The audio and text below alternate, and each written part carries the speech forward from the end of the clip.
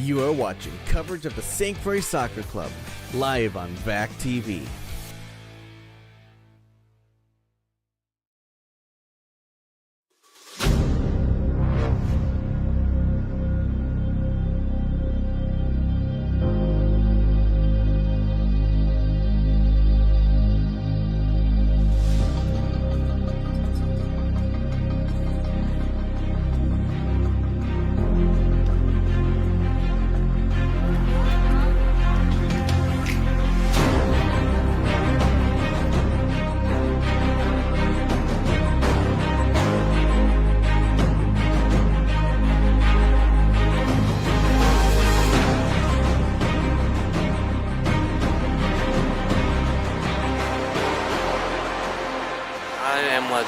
I am legend. I am legend.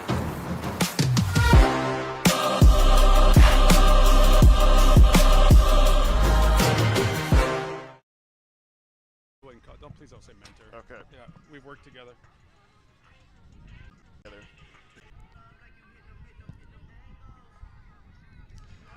Tom Fitzer with Valley Access here with today's head coach today for St. Croix Legends, Jake Smothers. Jake, how you doing today? I'm doing fantastic, Tom. Thank you. Very good to hear. I know you obviously have a lot of coaching experience. This will be your first game as a head coach in this division, USL2. What is that? How is that going to be any different? What do you think of that? I'm here because our head coach Tyler can't make it, and so I'm just filling in as I normally do. To be honest, nothing's really going to change from my perspective. Okay. And so the head coach of Minneapolis City is Justin Oliver. It's someone you have worked with in the past and pretty extensively. What's it going to be like coaching against him? It's going to be a lot of fun. Justin and I. So Justin is Tyler's twin brother, and Justin and Tyler and I have been working together at St. Croix for probably a decade now. So this is sort of a family affair, to be honest. It'll be a lot of fun to coach against them. Very cool. And then what is the rivalry with Minneapolis City? Like, how has that developed over the years? What's it like now? Yeah, this is Minneapolis soccer. This is kind of how we build it. We both came into the league about the same time. We've finished roughly near each other over the last 2 years. We're a little bit above them right now, and it's a showcase of Minnesota soccer at its finest. And obviously, we want to win. We want to be at the top of that. So, and then I know the last 3 games have kind of not gone the way you'd have wanted them to. What do you have to do as a team to get back on track and get back in the win column? Yeah, man, it's hard. You have to stay focused on what you can control, right? And I think our group feels a little hard done by some of the referee decisions over the last 3 games, and it may have cost us an opportunity to play in the playoffs postseason. Right now, what we have to do is just go out and showcase our talents, be the team that we know we are, let the individuals be who they are, and just have some fun. Very good. That's all I got, so thank you for this interview. Yeah, sweet. Best of luck in the game. Thank you. This has been Tom Fitzer with Valley Access. Sorry, I walked. Stand by.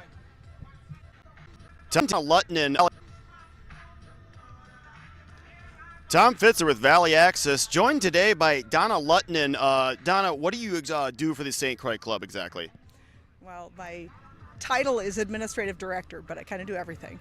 I work registrar, finances, communication for all of our programs, the rec programs that start at 3 years old, all of our youth competitive programs, which are 9 to 19, and plus all of our pre-professional teams, including the Legends.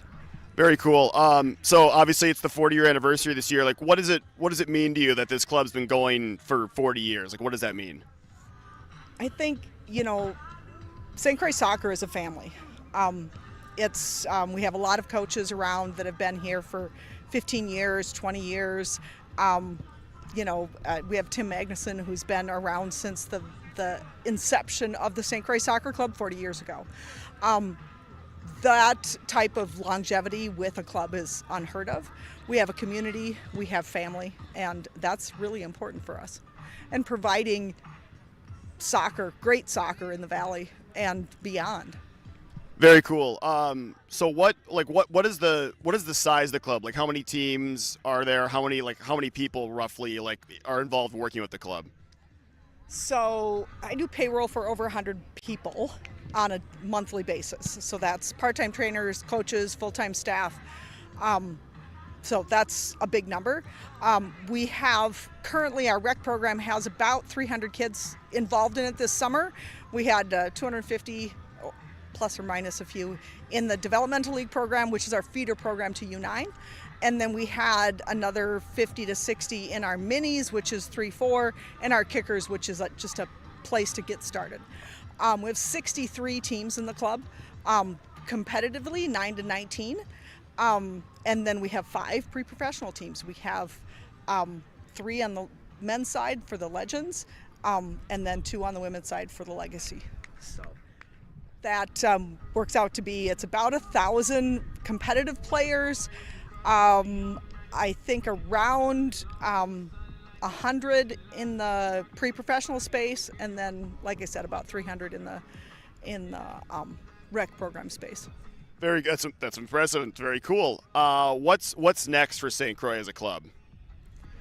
I think continuing our community, continuing to build that, bringing people back that have been around.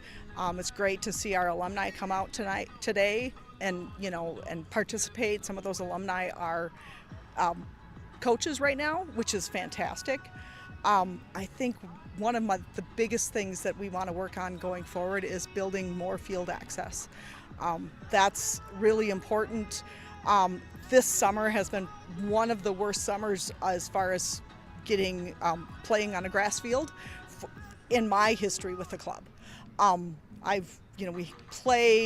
We're scheduled for 350 games in a summer for all of our competitive teams, and I've rescheduled over 200 of those games. So it's just, we need more space for our little kids. We need more space for the full-size fields. We need more turf field space.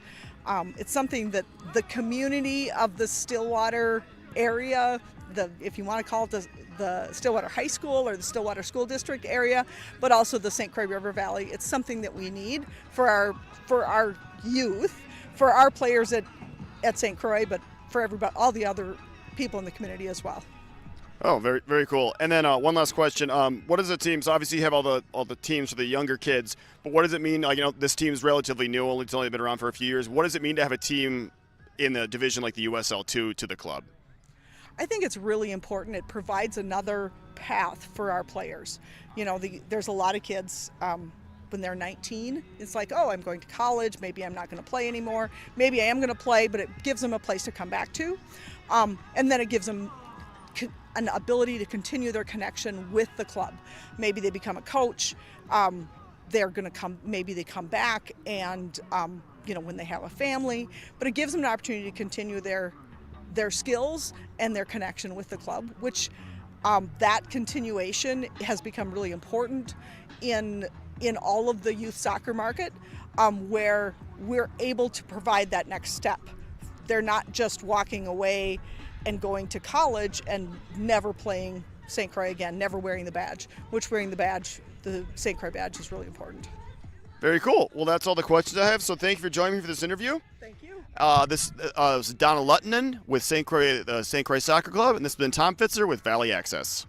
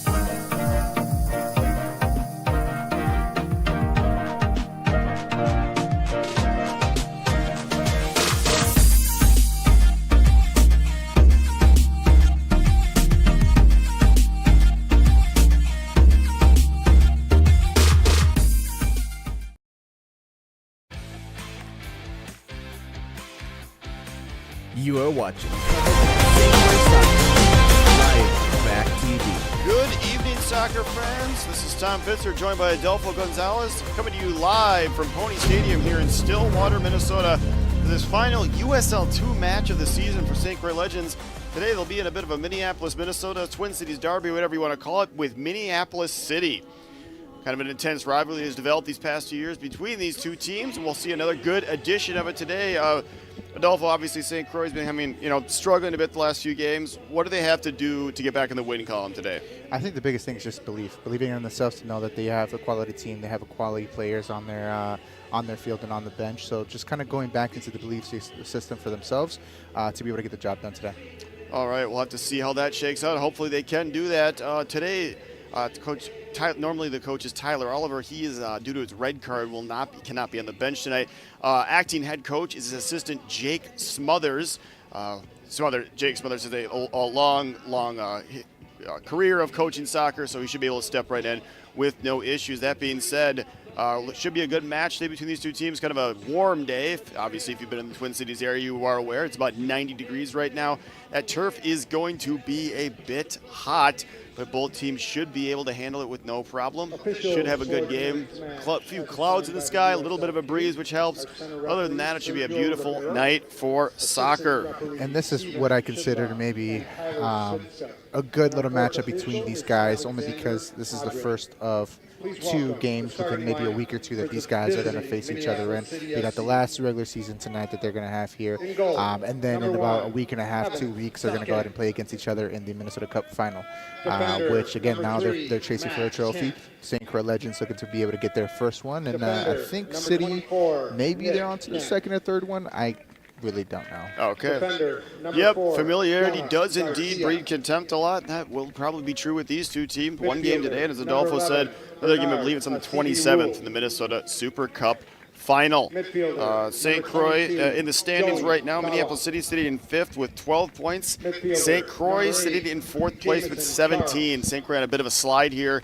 Did lose their last 3 games, not after a blistering start, 7-1 start to the season, and then just kind of fell off these last few games. Hopefully they get back in the win column today. As we see the teams lining up for the starting lineups, we'll have the national anthem here in just a second. Adolfo, when it gets this hot and the turf, obviously the turf, it's 90, in the air, but the turf's got to be about 110. Does that affect play at all, really, or is it going to be more of the same? It's a lot of mental toughness at this point, right? Being able to be mentally prepared and just be able to go out and endure any kind of heatness inside your shoes. A lot of times players you'll see will spray their cleats to kind of get some moisture in there to kind of cool it down. But it's just going to come down to mental toughness, right? Can you endure the pain while you're playing the sport to be able to keep going? All right, we'll have to see how both teams deal with that. Starting lineups for Minneapolis City, it's Evan Siefkin, Max Kent, Nick Kent, Jonah Garcia, former St. Croix Legends player Bernarda C.B. Rule, Joey Towan, Jamison Charles, Andrew Skozinski, Eli Goldman, Isaiah Harry, and Henry Tophoven. Starting lineup for St. Croix, Nolan Meyer in goal. Those defenders will be Aiden Hillis, Jared Hecht, and Cole Stragi.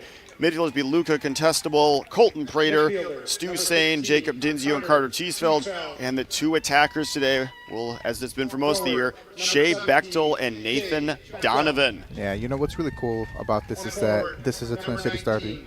And a lot of times you see some players coming in for both teams. I know Luca played for both teams. Bernard has played for both teams. So you see that the market, you're able to have 2 USL 2 teams here in the Twin Cities, and it's given opportunities to a lot of great players here locally.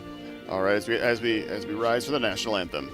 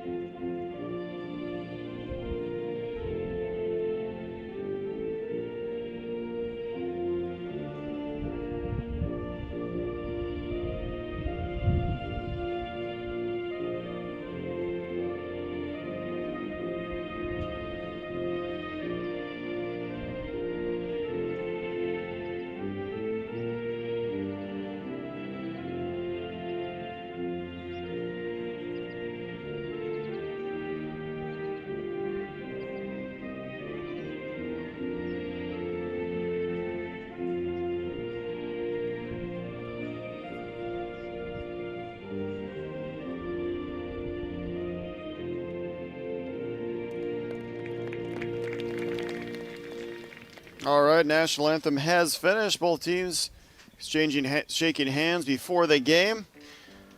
And then they'll get set. They'll go back in their formation. St. Croix Legends most likely be going in the 3-5-2 that they normally have played in the whole year. It does look like that appears to be the case.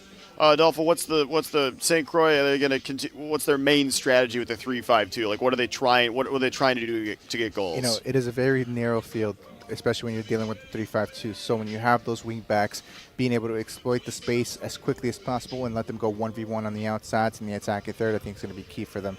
Having Nathan Donovan, of course, being that big number 9 presence, very athletic up top, very clinical when he's up there. Being able to find his feet as he's running, I think is going to be very clinical. The biggest thing is I want to see is the guys in the back three. Usually when what's that one center back player that plays from Gustavus, I believe? Jared? Jared? Yep. Usually when Jared is in the back, he tends to hold on to the ball a little bit more than usual, so then he slows down the play. If he is there, or if who's ever playing in the back three, can they go ahead and quickly move the ball as quickly as possible to be able to get up forward, right? All right, we'll have to see how they do that. We'll have to see how Minneapolis City counters this 3-5-2. Once again, this Twin Cities derby to Minneapolis City and St. Croix Legends from Stillwater, Minnesota. St. Croix now cannot make the playoffs. Their 3-game losing streak kind of ended that dream. Minneapolis City also can't make the playoffs in terms of their spot in the standings. St. Croix Legends has 17 points right now. Minneapolis City with 12. So they are probably going to sit in those same positions. This game is more for bragging rights, and obviously it's going to be, kind of a precursor to the Minnesota Super Cup final in a couple weeks. No, absolutely. I mean, anytime you're going against each other, this is about pride. This is about bragging rights. This is about who can go ahead and say we are the better team here in the Twin Cities. Hopefully today that will end up being St. Croix Legends. Minneapolis City will have something to say about that. They are in 5th place, but they are definitely not going to take this one lying down. They will be doing everything in their power to walk out of Pony Stadium here today with a win. St. Croix coming off that 2-1 loss to Thunder Bay a few days ago. Minneapolis City is coming off of They actually are coming off a 2-1 win over Thunder Bay. That was on Friday. That was at Edward Nelson Field on campus of Augsburg. So Minneapolis City with a big win for them, beating the league leaders Thunder Bay. And, we'll have to see how this shakes out. Both teams lining up. Looks like Shea Bechtel will be taking that opening kickoff for St. Croix Legends. He's joined up top by leading goal scorer Nathan Donovan. So he'll be kicking it back either Colton Prater or Luca Contestable. Referee checks the goalies, makes sure everyone's ready, checks his watch. And away we go here from Pony Stadium. Colton Prater swings it out wide. Jacob Dinzio in that midfield 5 for St. Croix. Jared Heck controlling the ball. Jared Heck floats the ball to the left side to Dinzio. Once again, Dinzio, youngest player on the field, just finished his senior year at Hill Murray. Jacob Dinzio fights off one defender. Still dribbling down that left side, tries to flick it past. It rebounds off of number 11, Bernard Asibi Rule. And now it'll be a throw-in for St. Croix. Jared Heck lines the ball all the way across. Beautiful ball by Jared Heck. Ball pass inside to Nathan Donovan. Drops it inside to Luca Contestable. His shot's deflected. That will go out for the first corner kick of the game. We're not even 1 minute in, and we already have our first corner kick. So that's kind of what I'm talking about, right? Quickly, especially in the shape of a 3-5-2, the field is very narrow. How quickly in the transition can you find your guys on the outside? And Jared just placed a beautiful ball right there on the outside, and finding Nathan Donovan's feet, who was able to go ahead and lay it back quickly and get a shot off of it, and then end up into a set piece. So those are the things that they got to keep working on. How quickly can they get the ball to the outside, find Nathan Donovan, and have the ability to be able to create, whether he lays it off or whether he takes the ball in stride and shoots. As you just said, you were saying that not 2 minutes ago, how fast can Jared Heck play it? Well, we saw it there. As Contestable takes the corner, the ball's headed free. Yeah, Jared Heck plays a beautiful, like you said, plays a beautiful ball in, and they get a scoring chance, and you end up getting a corner kick off of it. As Siefken manages to keep that deflected cross in bounds, preventing a second corner kick for St. Croix Legends, not even 2 minutes into the game. Oddly enough, last game, I think Thunder Bay ended up winning the game. I don't think they got their first corner kick till about the 80th minute. Oh. It was kind of odd. Like, they were out. I mean, they probably – game was pretty even. St. Croix may have had a better run of play, but, yeah, Thunder Bay, I think they had more goals than corner kicks, which is kind of an odd statistic. But as Siefkin's punt sails into the St. Croix half, Jared Hecht heading the ball down, getting his head nice and low there, heading it back to his keeper, Nolan Meyer. Ball rolled out wide to Aiden Hillis. He chips the ball up, trying to find Shea Bechtel. Had ball headed back by Minneapolis City. Sane, heading. Prater charging in, getting his header out wide. But a seal ball here as the ball just keeps getting headed up into the air. It does eventually go out. That'll be a Minneapolis City throw-in here in St. Croix's half.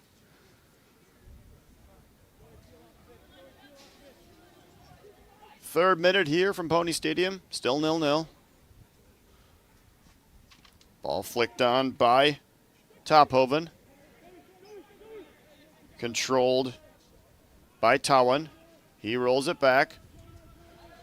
Big cross played all the way over to number 4, Jonah Garcia. Garcia will control. He tries to clip a ball over the head of Jared Hecht. Jared Hecht clambering over to get it. And now Jacob Dinzio will control. Ball one off Dinzio's foot by City. Dinzio wins it right back. Excellent bit of play there by Dinzio. Loses the ball. Doesn't miss a beat. And eventually wins it back as Minneapolis City will now control. Nick Kent on the ball for them. Towan. Ball one off and by Contestable. Now controlled by Nathan Donovan. Donovan over to Bechtel. Bechtel rolls it back to Donovan.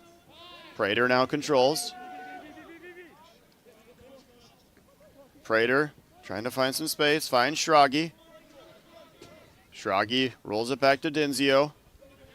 Dinzio trying to find some space. Dinzio's left foot.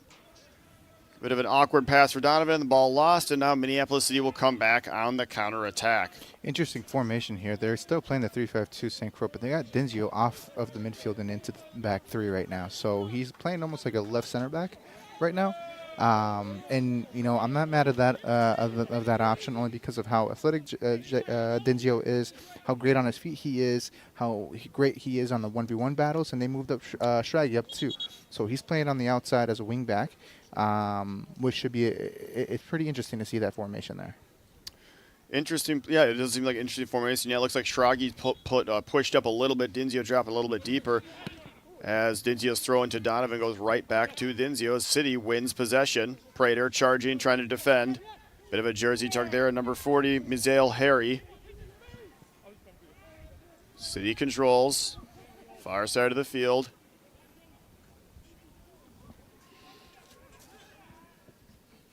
City clips the ball in over the left-hand side. It's going to be just a bit too far, and that'll be a goal kick for St. Croix Legends. 5 minutes into the game here. Still no score. No real scoring chances yet. Both teams kind of feeling each other out, trying to figure out a way past each other's defenses, get that early lead in this Twin Cities derby. Nolan Meyer to put the ball back into play. Twin Cities derby with two sets of twins coaching each one of them. That is another interesting part. Tyler Oliver, and then what was his brother's name? Justin Oliver. Justin Oliver. Yep. Tyler and Justin Oliver, identical twins. So if you happen to be looking at the benches and wonder why Tyler Oliver is coaching Minneapolis City, that would not be the case. It is his twin brother. Tyler Oliver is up here in the press box with us today. He'll be joining us at halftime for an interview about the season. So if you want to stick around and watch that, be more than happy to have you. As Hecht controls.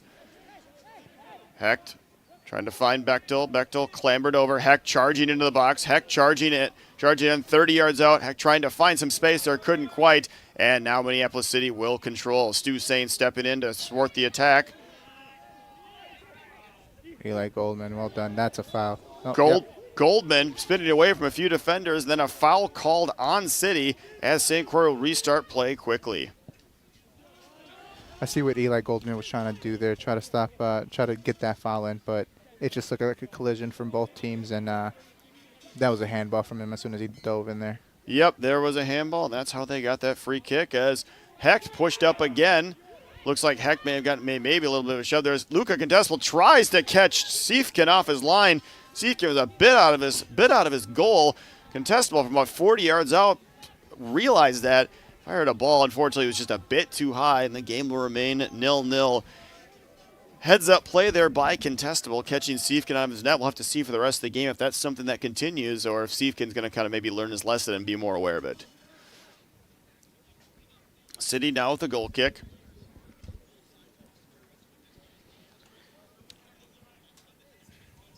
And they put it back into play. Garcia on the right-hand side for City. Defended by Prater. Ball chipped out of bounds by City. It'll be a throw-in for St. Croix Legends. You know, if St. Croix Legends are looking to be able to press and win the ball a little bit more on the higher up the field, they cannot get beat by one pass. I think they got to just do a little bit better at that press. Let's see how that continues the rest of the game as Dinzio's throw sails over the head of Nathan Donovan.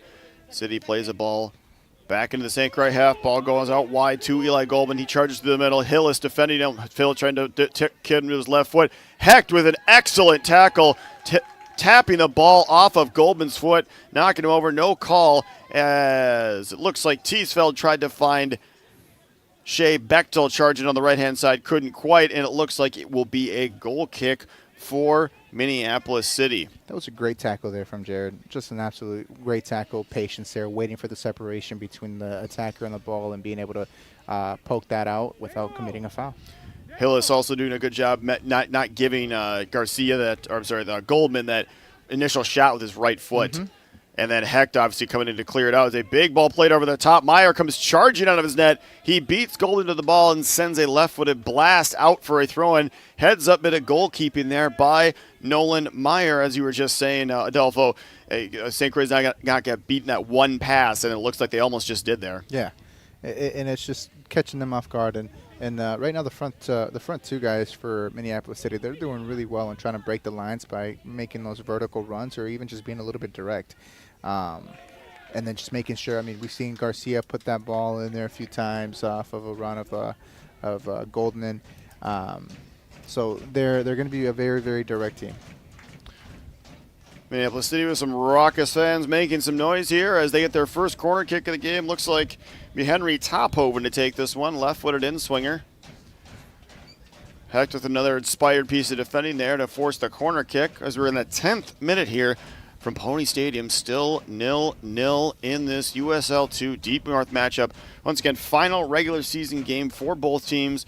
Both teams kind of locked into their positions in the stands they'll be in as the corner comes sailing in. Looks like City player Rose. It flicked off his head. Goes out for a goal kick.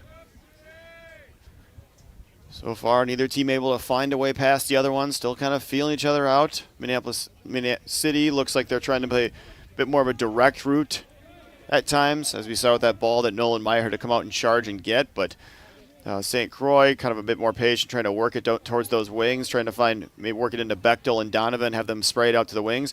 We'll have to see how that continues the rest of the game as Meyer's kick sails over half field. Donovan flicks it out wide to Schragi. Now City with it. Contestable almost won it off number 24, Nick Kent's foot, but now City will go back on the attack as Hillis is chased by Harry. Hillis just managed, only thing he could really do there was get the ball out of bounds. At least it was up near half field, and City will re-interplay with a throw-in. City with a cross ball over to Garcia. Garcia chips the ball in. He finds Goldman. City clamoring for a handball. Ref did not give it. Charles sprays it out wide to a CB Rule. Rule plays it in. Tophoven. One back by St. Croix. Schragi. Schragi trying to play up that line to Nathan Donovan. Nathan Donovan took a knock in the back from Jonah Garcia. That'll be a free kick for St. Croix. Yeah, as both teams are playing, they're both trying to assert dominance over each other, whether that's in the physical battles, whether that's the 1v1 battles, both attacking and defending, and just trying to figure out who's going to be the team that's going to deliver the first blow. So throughout the entire game, there's going to be a lot of little mini battles throughout it, whether it's aerial like that or just the 1v1 battles throughout the entire pitch. St. Croix now controlling in the Minneapolis half. Stu Sane with the ball. Trying to find something, just rolls it back to Aiden Hillis. Ball's played all the way back to Jared Hecht. Hecht will take the safe play and get it all the way back to Nolan Meyer as St. Clair resets play and goes back on the attack. Yeah, it looks like Jacob Dinzio's kind of dropped in that center back role. Schrage pushed up more. Looked like at the start of the game, Schrage was, and I think on the starting lineups, he was listed as a defender, but evidently they've switched positions here early in the game. Yeah, and I'm not too, and I understand the idea and why. I mean, he can do Schrage charging can do in that. the top of the box. Schrage, the right-footed shot deflects off a City defender, and that'll go out for a corner kick. Sorry, continue your thought. Schrage being a D1 player playing at Drake right now, he has the mentality of being a competitor. So when he gets the option to be able to go forward and break lines, just like he did right there. Now, Jacob Dinzio, a little bit similar profiles to Schrage. I think I like his defensive duties. I've seen his defensive duties throughout the entire season, how quickly he's able to defend quickly, recover defending, and just be able to beat somebody 1v1 despite being the youngest player on the field. Contestables corner kick headed away by City as St. Croix will now look to put the ball back into the box. Stu Stan with a lofted ball in, headed across by Schrage. Heck trying to find Heat, gets it back to Donovan. Donovan's shot, but waist high just to the right of the goalkeeper, Siefken. He stops it easily, controls the rebound, but we see City there. Once again, Nathan Donovan involved, showing his link-up play. Sorry, that was Hecht. Hecht was pushed all the way up there, showing his link-up play abilities. He dropped it back to Donovan, and Donovan just didn't quite get the ball in the net where he wanted to. And it was an easy save for Siefken, but St. Croix is on the attack as Prater controls. Prater to Donovan. Donovan trying to weave his way through the defense. Back to Contestable. Contestable trying to find Prater across the top of the box. He eventually does on a header. You don't see that much from Nathan Donovan missing or not putting that ball in the back of the net, especially when he's inside the 6. So maybe there was something a little bit off balance. The ball just didn't come off his foot correctly onto his preferred foot. Usually when Nathan Donovan does get a shot on top of that, within that 6-yard range, he will put that in the back of the net. Generally speaking, that's what you're going to see if Nathan Donovan just didn't quite get what he wanted. But as City comes back on the attack, 3-on-3 opportunity. Dinzio defending Dinzio with an excellent bit of defense, stopping Harry. Dinzio charging into the City half, plays it wide to Bechtel. Bechtel trying to find Donovan. Ball deflects off a Minneapolis City defender, and now Stu Sane will control about 40 yards out. St. Croix with a bit of pressure here these last 5 minutes. Hopefully that can lead to a goal. Ball crossed in by the D3's assist leader last year, Carter Teesfeld. Nobody could quite get on the end of that. That was a dangerous ball. We're seeing a lot of good play here from St. Croix Legends in the last few minutes, as Schrage will control in his own half. In the interchangeability that both Schrage and Jacob Dinzio are having is going to be something that's to at least watch and note from them, as they can both play that wing back or even that third center back in the back. And both of them have very similar profiles. I mean, you saw there in the last play, Dinzio being able to beat off 2 guys off a dribble and be able to play the ball over to the guys on the outside to CT. So, I mean, again, very similar profiles. They're good players. Always a bit of an advantage when you can just interchange guys like that, give a different look in the attack, or give a different look in the defense. Right now, Dinzio dropped a little bit deeper, and again, he's one of the better all-around players in the field for either team. He's got attacking prowess. He dribbles. He passes. As you can see, he plays defense. As Prater, with a nice flick over his head, looks like he got knocked over. No foul given, and City will control in their own half. Well done. Excellent bit of individual play there as a ball sprayed down the line to Goldman. Heck defending Goldman. Looks like Heck got his arm extended a lot there, but no call from the referee. Not a lot of fouls called so far in this match. Referee content to let play continue. A bit more intense match as is a derby match. City with that was an unfortunate bit of play there as Henry Topopen fires a left-footed bullet. Looks like it hit the turf and just hopped over a diving Nolan Meyer. Looked like Meyer had it covered. I don't know if that was an odd bounce or if that was just the way it was going to bounce, but either way, Minneapolis City will take it as in the 17th minute. They open the scoring.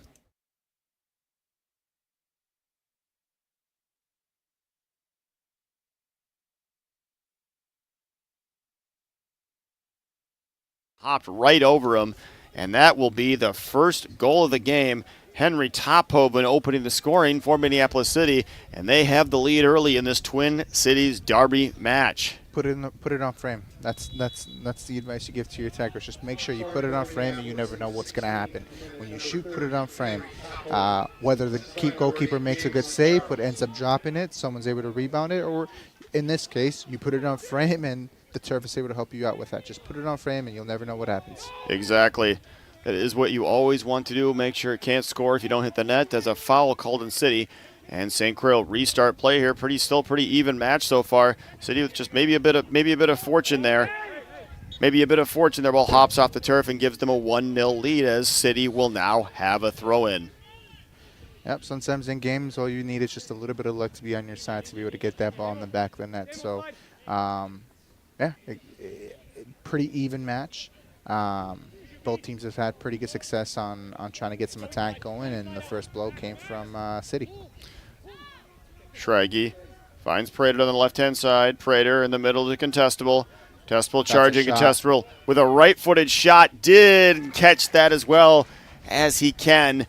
And Luca Contestable shot just dribbles across the ground into the hands of Evan Siefkin. The game will remain 1-0, but St. Croix still attacking, still creating chances. They're not out of this game by a long shot as we are now in the 19th minute. Once again, 1-0 lead for Minneapolis City in this Twin Cities Derby match from Pony Stadium in Stillwater, Minnesota. No, St. Croix is getting their chances. St. Croix is creating those opportunities to be able to score, whether it's coming from a shot from inside the 6 from Nathan Donovan, or a shot that's coming outside the 18, about 20 yards out, coming down the middle from Luca. And again, both those guys, Nathan and Luca, both have great shots. So they just got to keep creating those opportunities. One of them is going to go in. As you just said earlier, as we saw with City, just keep putting the ball in frame. Eventually it's going to go in.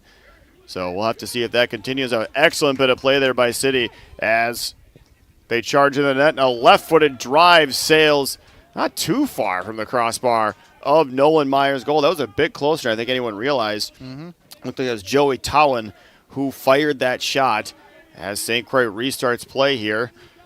Almost a dangerous ball there played by Hecht as number 40, Mizell Harry, nearly intercepted. Now Harry takes the ball off of Aiden Hillis' foot. Hillis with a slide tackle gets it clear, and now Hecht will control. Hecht finding Prater. Prater rolls it out wide to Denzio. Denzio with a bit of space on the left-hand side. Looking to make something happen here for St. Croix. Get this game tied. He plays down the line to Nathan Donovan. He now turns around, tries to turn around Garcia. Couldn't quite do that. And now it'll be a throw-in for St. Croix.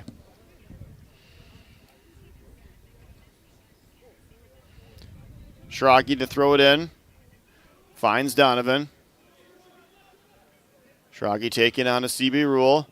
Schrage clips the ball to the back post. Teesfeld there. Teesfeld overhead kick into the middle. Headed out. Contestable. Oh, almost with a half volley. He struck it well, but a City defender was right there to snuff out the danger. Again, St. Croix still getting those chances. They're getting shots in the box. Just nothing has clicked quite yet as we played 20 minutes here. Still 1-0 to Minneapolis City as they will get a throw in. And the key right now for St. Croix is to not get frustrated. You're getting the opportunities. You're getting the ability to be able to get inside the box and be able to score. Have some patience, trust the process, keep playing your game, don't get frustrated. It's going to come. We heard that from that exact sentiment from Coach Jake Smothers in the pregame interview. Like you just said, we just got to play our game and continue trusting the process. It will work, and you have to feel that. I don't think St. Croix is going to be kept off the score sheet entirely this game. They're just getting too many chances, at least so far. So as City controls, Tophoven, the goal scorer, plays it over the top. Hillis just glances a header back to his goalkeeper, Meyer, and he'll restart play here for St. Croix. Meyer looks like he's just going to boom a punt up.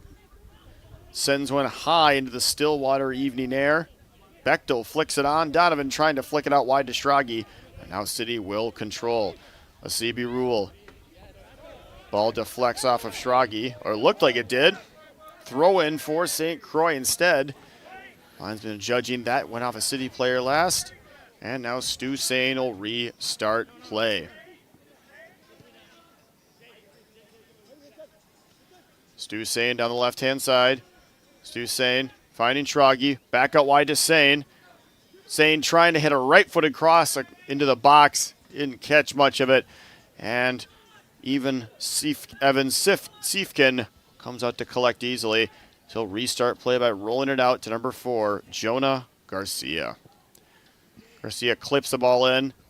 Trying to find his teammate up there. I believe that was Mizel Harris.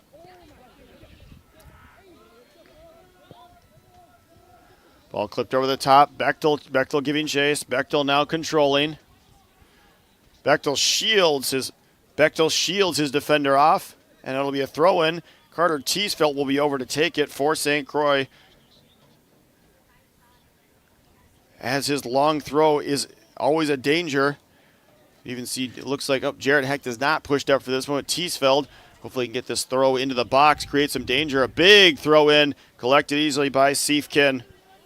Yeah, especially for how narrow the pitch is. Those long throw-ins, especially in the attacking third, is going to be another weapon for the Legends to be able to utilize whenever CT's on the field. Definitely not an attacking option most teams have. As a big ball's played into the St. Croix half. It's controlled by Tophoven. Tophoven defended by Hecht. He slips it through Hecht's legs.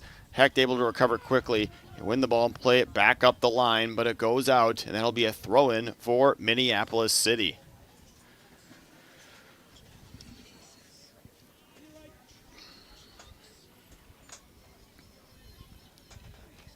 Well, bodies falling over there.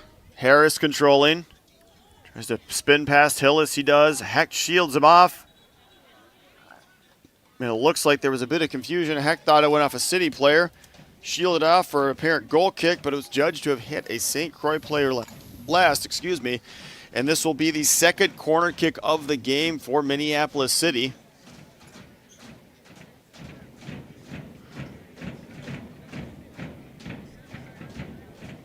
Minneapolis City. One player on the goalie. Arm drops, and an in-swinging right-footed cross comes into the back post. Harris plays it back across. Tophoven with a left-footed half volley. Have to think that was probably maybe a set play. Cross the ball deep. Harris heads it back across. Tophoven getting that dangerous left foot on it.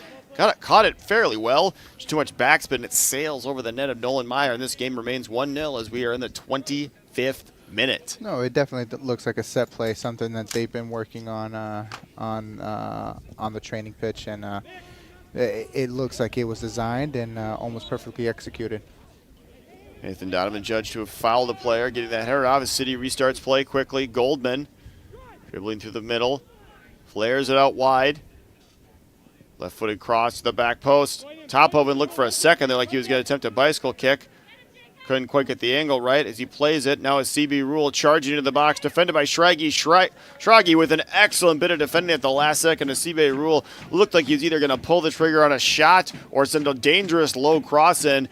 Schrage, the ever alert Cole Schrage, getting his foot on it, clearing it out, and that'll be another corner kick for Minneapolis City. It looks like Henry Tophoven, the goal scorer, will be the one taking it. Left-footed, looks like to be an in-swinger.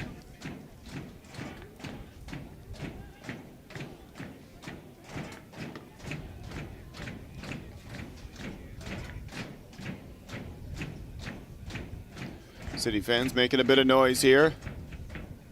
Traveling contingent making themselves heard. Tophoven having an issue with the flag. Assist referees actually give him a little bit of help and keep it back as his left-footed cross comes in. Meyer leaping, couldn't quite get the handle on it right away, but he recovers nicely and collects. And now it will remain 1-0. Dangerous cross there by Tophoven. He has been a thorn on the side of St. Croix these first 26 minutes of the game. And he does have the only goal, but he has been a danger, especially with that left foot of his. Ball bounces. Bechtel trying to control. He bodies off Garcia. Bechtel all by himself, opting not to wait. Bechtel with a right-footed shot. Trundles well wide of the net. And that will be a goal kick for Minneapolis City.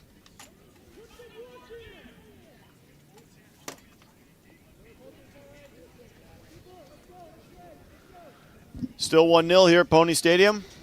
Minneapolis City with the advantage. A 17th-minute goal by Henry Tophoven, his left-footed drive, bouncing off the turf and over a sprawling Nolan Meyer. And that is the only goal so far we have as City controls in their own half. Max Kent Sends a ball deep down the wing, finding number 2, Andrew Skaczynski. Skaczynski controls, clips the ball in, finds Goldman, and his knock back to Mizell Harris ends up being half volleyed into the net. Excellent bit of play there from Minneapolis City, and they're rewarded with a second goal of the game. That one coming from number 40, Mizell Harris. Skaczynski crossed it. As you can see here, perfect cross in. Goldman, maybe not intentionally chested it back, but that's how it worked out. And then Harris, with an easy half volley from about 9 yards out, booms it past Meyer. It'll be a 2-0 lead for Minneapolis City here. So we're not even 30 minutes into the game. Not exactly the start St. Croix was looking for. When they were having their success earlier in the year when they had that 7-game winning streak, it seemed like they were up 2-0 about 20 minutes into every game, and that just hasn't been the case lately. Yeah, I think the biggest thing right now is just trying to be able to get out of the half here, to be able to kind of go back into the dressing room. Both teams are getting opportunities. I think by now, 30 minutes in, they both had about the same amount of opportunities. The only difference is City is able to put the ball in the back of the net with those opportunities. So can St. Croix here figure out how to put the ball in the back of the net with the opportunities they create, just like City? Hopefully St. Croix can't get frustrated and try to force stuff as Dinzio sends a long left-footed ball trying to find Donovan. Ball headed back, and Siefkin will grab it as Nick Kent was the one who headed it back to him. City so far able to deal with this defense. Ball played in the middle. Contestable stepping in, winning the ball. Prater now contests. That's Stu Sane. Out wide to Teesfeld. Teesfeld defended by Skaczynski. Teesfeld beats Skaczynski. Sends a bullet of across the net. Siefkin had to come and just punch it. He couldn't really get his hands to that all that well. He does clear the danger as now Schragi deflects the ball off of Rule, and it'll be a throw-in for St. Croix Legends. We are going to have a substitution here in the 29th minute. Looks like Ramsey Oro Akondo is coming on. Looks like Jared Hecht's going to be leaving the field. I have to imagine that's due to Jared Hecht did miss the last game due to injury, and I have to imagine that is why he's being taken off. Probably thought, started him, see how long it could go, and we found out the answer. It's about 30 minutes into the game. Hecht, dangerous. Played some good link-up play in the attack today, but his day is over 30 minutes in as Ramsey Oro Akondo enters the game. He'll be in the center of that defense for St. Croix. Aiden Hill is controlling 30 yards out.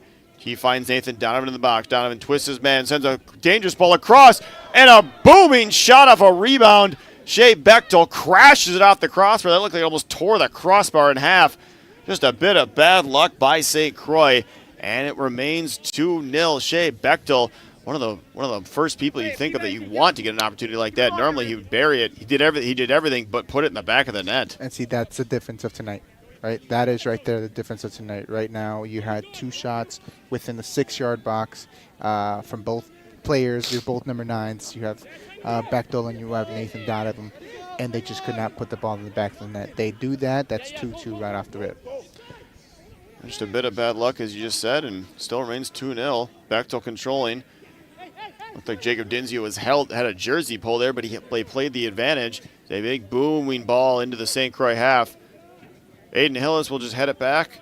Nolan Meyer will control and restart play by laying it off to Oro Akondo.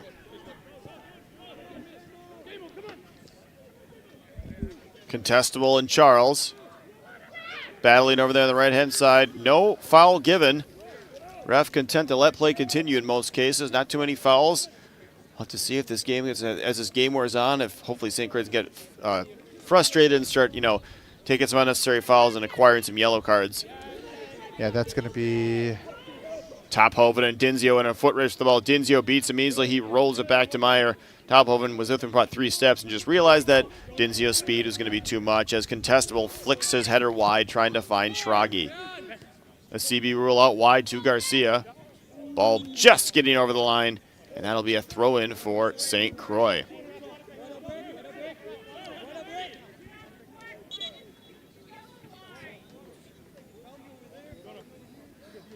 Minneapolis City fans disagreeing with the call going out of bounds. And it looks like about 30 in the 32nd minute, due to the heat, it looks like we're going to have a water break here. It'll be a couple-minute break.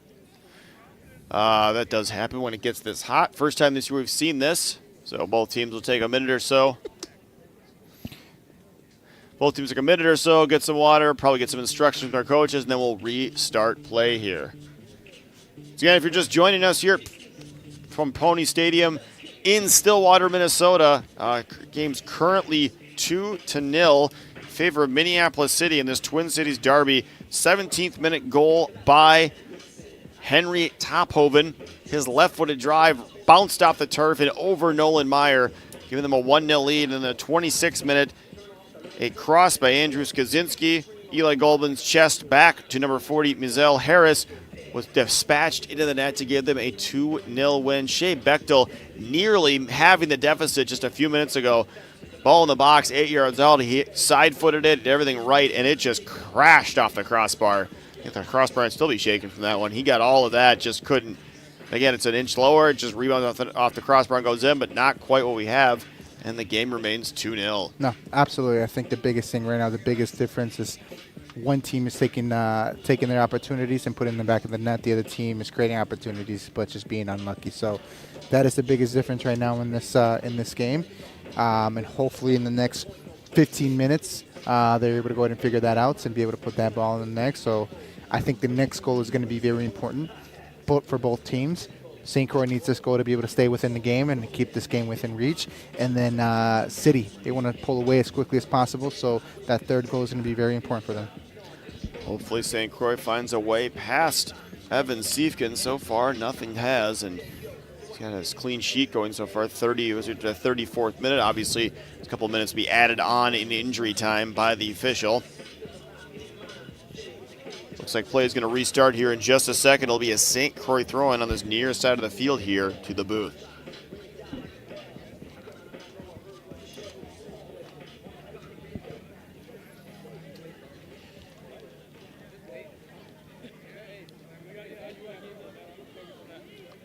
Referees probably also grateful for that water break. It's hot for them too. And yeah, temperature's touching 90, probably about 90 degrees right now. Has cooled off a tiny bit as the evening wears on and the sun sets, but still has to be a bit of heat out there. And of course, turf makes it just a lot harder as Dinzio's throw-in finds Nathan Donovan. Loops the ball over and finds Colton Prater. Prater plays it out wide to Nathan Donovan's Eau Claire teammate Carter Teesfeld. He finds Shea Bechtel in the box. Bechtel out wide to Prater. Prater trying to find a way around. Back to Bechtel. 1-2 with Prater. Prater with a ball into the box. Donovan stepping in. His left-footed flick just couldn't quite get the angle on it. But again, St. Croix is creating chances. I'd actually say they actually kind of created more chances than Minneapolis City. Unfortunately, they haven't found any way to find the back of the net, and it remains 2-0. I think here the biggest thing for St. Croix is bend but do not break. You know, how flexible are you guys? How mentally tough are you guys to be able to find yourselves deep into the trenches right now, especially in this heat, being 2 goals down, 35 minutes into the game, and do not break.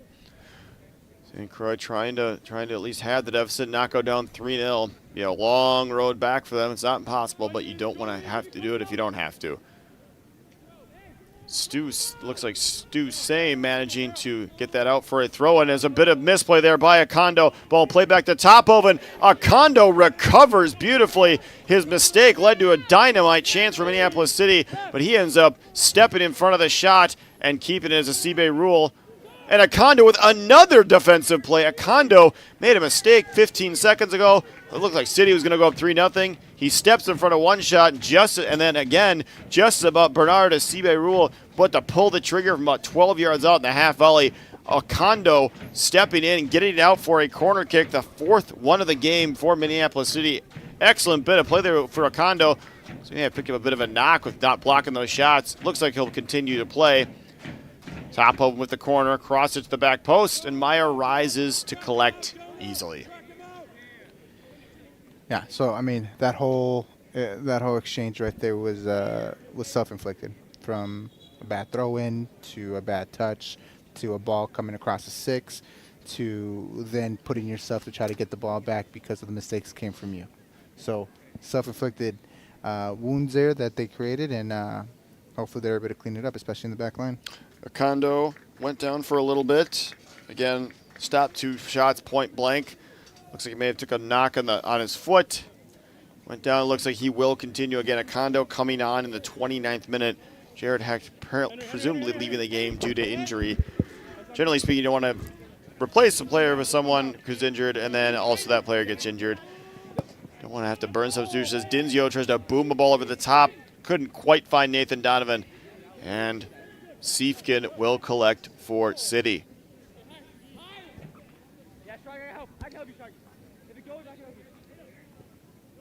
Siefkin out wide. City looking for that 3rd goal. Big ball played over the top, over the head of Dinzio. Bernard Asibe Rule now controlling for City. He's got Tophoven in the middle. He drops it back to Harris. Harris trying to wind his way around the St. Croix defense. Finds Tophoven. Tophoven with a beautiful left-footed backheel pass to Eli Goldman. Nice bit of defending there by Aiden Hillis to clear the danger. City with City's last few minutes as they take a quick corner kick. City's had some dangerous opportunities. Some last-ditch defending by St. Croix has kept this game 2-0. Garcia with a cross to the back post. 2 City players unmarked. And it looks like one of them, can't tell 100% who that was. It looks like that was number 2, Andrew Skozinski. Just mistimed his jump, but he was all alone about the top of the 6-yard box, the header, and that would have put St. Croix in a deep hole. A little bit of a mental defensive lapse here in the last couple of minutes. So, yeah, the last-ditch efforts right now from St. Croix has been the one keeping this a 2-0 right now. They can easily go for the 3-0 rip right now, as you see. Hillis with another last-ditch effort. Looked like Harris is going to find Goldman for a 3rd goal, but St. Croix living on a nice edge right now. Luckily, they haven't been quite burnt. Luckily, they haven't been burnt by it. As the ball goes out for a throw in, St. Croix now just right at this point, they're probably just praying for that halftime whistle. Yeah, it almost looks like tired legs in the back. Need to be able to be a lot smarter with the ball, on the ball, and their off-the-ball movements have to be there to be able to make their life easier. St. Croix with a few defensive miscues there. Luckily, Minneapolis City not able to take advantage of them. As Prater will now tries to control. Took a shot in the back from Jamison Charles. Harris puts a big ball left-hand side. He finds Eli Goldman. Eli Goldman on the left-hand side, defended by Oro Okondo. Okondo defending. Goldman trying to cut in the middle on that right foot. Cutting across the top of the box. He plays it, but his pass is too much for Jamison Charles, and he'll have to sprint to the sideline to collect the ball and restart the attack for City. Top of the box for Eli Goldman. He flicks, finds Henry Tophoven. Teesfeld beats him to it. Teesfeld managing to shield him and keep the ball for St. Croix as now Nathan Donovan will control. Haven't looked like you shoved over. Contestable, Sane, Prater. St. Croix trying to build a bit of a rhythm here, trying to work its way around, trying to find that hole in the Minneapolis City defense. Schrage rolls it in the middle to Sane. Sane trying to find Schrage on the left-hand side. Pass didn't have quite enough on it. Jamison Charles with an excellent backheel flick to Tophoven. Tophoven I'll get into the St. Croix half.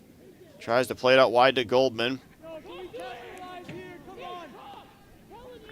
Ball looks like it went off of Goldman last, and that'll be a throw-in for St. Croix.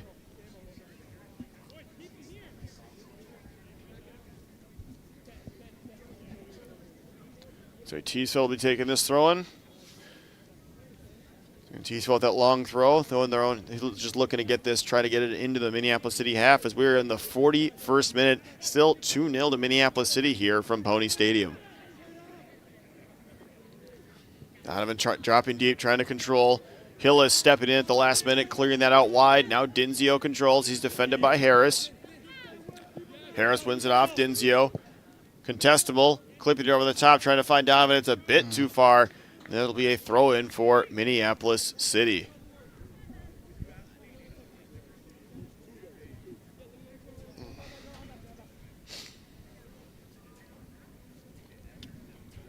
City to restart play.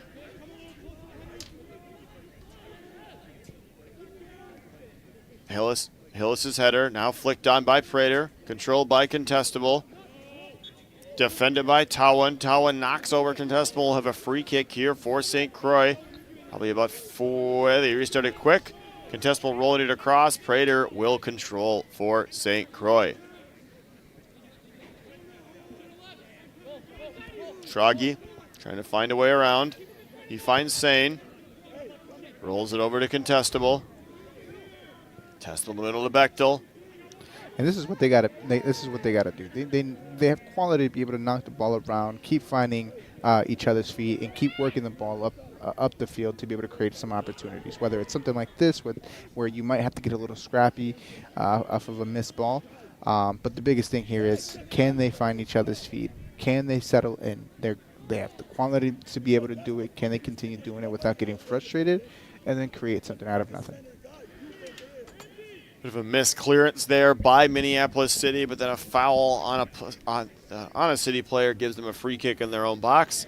43rd minute of play here. Again, we're probably going to have a bit more injury time than normal, as there was that water break at about the 30-minute mark. You have to imagine, assuming there's going to be another one about partway through the second half. Temperatures have touched over 90 degrees today here in Minnesota. This turf is awful hot. Prater plays the ball in. Bechtel charging in. His right-footed shot just went wide of the post of Evan Siefken. Beautiful ball there by Prater. Bechtel charging after it. Got a right-footed shot. Got it across the box away from Siefken, who was covering his near post. The ball was just a bit too far. St. Croix continuing to create chance. That did not miss by much. Yeah, just a little frustrated, right? How many opportunities have they had? At least 4 or 5 opportunities that were pretty clear chances, and just not seeing the ball hit the back of the net, I think it's the biggest thing. Very frustrating. Now, once they find that first goal, I think that's going to break the seal, and I think with the opportunities that they're creating, they're going to just keep going, and the game might be interesting the second half. Hopefully that's the case as the ball goes out for a throw-in for St. Croix. Contestable to take it. Flicks it back to Denzio. Contestable out wide. Denzio trying to weave his way through 2 City players, couldn't quite. The ball looked like the ball went off Eli Goldman's heel, but referee and the sideline ref didn't see it that way.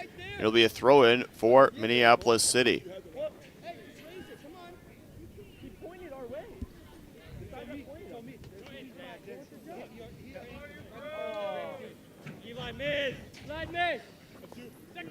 Denzio heads back up, flicked on by Schragi. Donovan trying to control it. Donovan collides with the City player.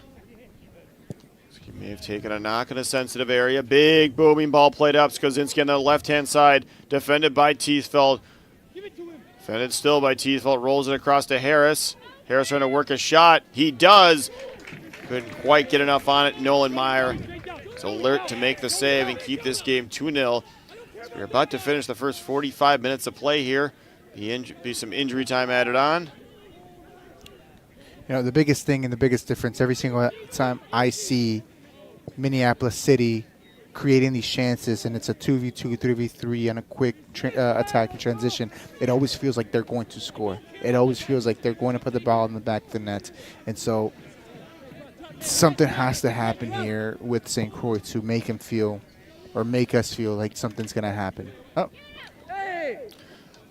Ball trundles into the box. Look like Bechtel, Kent, and Siefken came out and collided. Siefken able to corral the ball. No foul called. Dangerous ball there. Bit of excitement, but not quite enough for Bechtel to get it into the net as Siefken will punt it into the St. Croix half. Bit of a miscommunication there by Akondo. He'll head it back to Meyer. And St. Croix will restart play again from the hands of Nolan Meyer. Schragi on this left-hand side. Sorry, Denzio on this left-hand side. Back to Prater. Bechtel swings the ball all the way across the field. Aiden Hill is controlling. Crosses half field, finds Prater on the inside. Kondo trying to find Schragi. Now Bechtel. Bechtel, Sane, Prater. Prater, trying to find Bechtel in the middle there. His pass just didn't have quite the accuracy he was looking for. Stu Sain stepping into it. Ball flicked back. Nathan Donovan with a left-footed blast. Siefkin coming out and cutting the angle down. There was just, that seemingly came out of nowhere. Misplay by Minneapolis City, and Nathan Donovan nearly have the deficit with a left-footed blast, but Siefkin placed perfectly to keep this a 2-0 game. Strong right hand there from the goalkeeper to be able to get that ball out. Festival swings a crossover. Siefkin comes and punches clear. It'll go out for a throw-in for St. Croix. Carter Teesfeld jogging over to take it. Teesfeld throws it in the middle. Prater heads it back in. Couldn't quite get the handle on it he wanted to. And it will go out for a throw-in for Minneapolis City.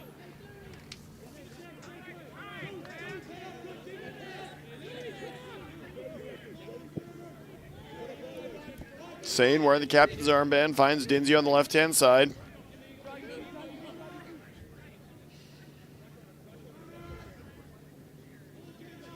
Sain drops it back to Dinzio. Dinzio ladles it out wide to Hillis. Donovan back to Contestable. Contestable trying to find Donovan on that 1-2. Not quite on the same page there, and it'll remain 2-0.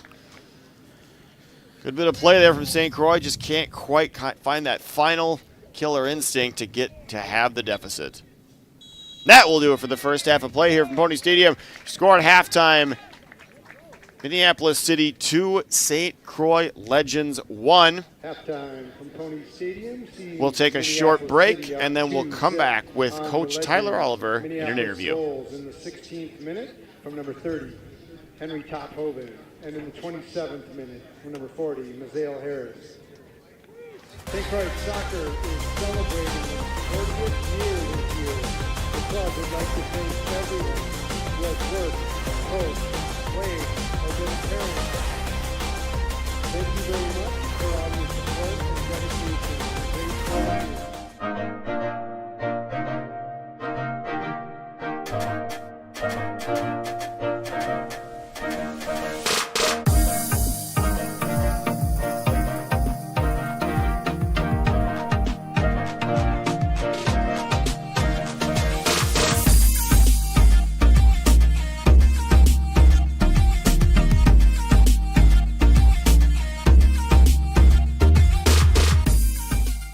Support from local community sponsorships make a lot of our programming possible, including our popular coverage of Stillwater Pony Sports. Sponsor school programming,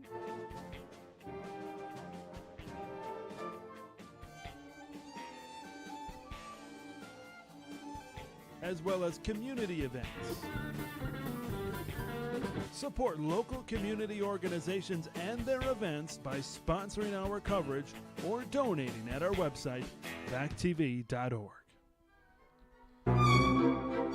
Preserve those local events that last a lifetime. Visit the VAC TV store on your computer or mobile device to purchase school programs and community events. DVD, Blu-ray, and digital downloads are available.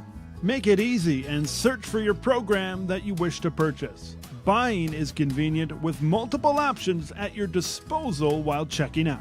Visit vactv.org/store today. Community Ed serves a great purpose in our community and helps keep families connected. Community education has something for everyone. I really love watching the kids improve.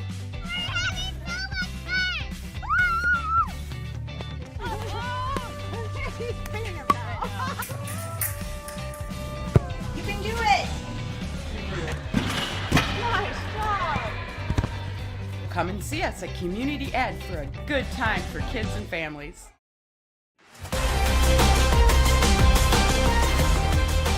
Break of this USL 2 Deep North matchup. Your score at halftime in this Twin Cities derby. Minneapolis City 2, St. Croix Legends 0. We're going to have highlights here for you here in just a second. But Minneapolis City having the better of the finishing mostly. The game's been pretty even so far. Just Minneapolis City just a bit more fortunate on their finishing, and that's why it's 2-0.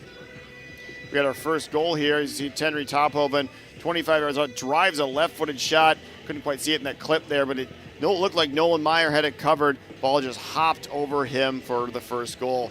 Chested down by Eli Goldman, and Mizell Harris with an easy finish past to Sperling Meyer. And that's where we sit. It is 2-0 at halftime. Adolfo, does St. Croix really need to change much going into the second half? Other than like finishing, like the way they're playing. I don't think so. I think the biggest thing is just going to come down to be able to finishing your opportunities to put the ball in the back of the net.